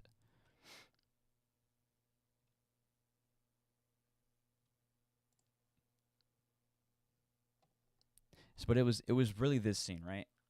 Oh, look, there's the crash. This scene is what got me. And look, there are the nuns in the background. I guess that one's holding a gun, and that one's holding a gun, shooting it too. This shit's been ramping up since, like, ICE has been a thing for a long time, and it's been ramping up slowly, but, you know, basically since the start of the administration, like, before the administration was elected, you know, during the campaign, all that Project 2025, it was all in there. It's all in there. Everything that's happening now is all in that Project 2025, you know? So they knew what was going on, and they filmed it while a lot of this stuff was happening, you know, in the last, like, year or two. But this scene, that scene, like, made me excited. Like, the look in her face, man, that looked like generational rage. Like, you fucked over my ancestors, you fucked over my grandparents and my mother, and now you're fucking me over, and I'm fucking sick of it. I'm done. I'm tired. That's what I thought this movie was going to be about. You know, like, it's one battle after another, and we never, like, make any progress, and that's, you know, like, no more, right? But in fact, what the director's really saying is this fight, this revolutionary fight, and everything that they're doing is just one battle after another, meaningless. It's another battle after another battle after another battle. There is no change. There is no progress. Both sides are, you know, there's bad on both sides. There's wrong on both sides. When that's clearly, like, really not the case of what's going on, and there's no nuance to that thinking or thought at all. It's just so bad and so dumb. And I will talk more about this movie tomorrow. I gotta get going. But I hope you enjoyed the short little stream. And please check out my videos. And I love you and thank you. And whatever time it is in Ireland, I hope you have a great day, because I love Ireland.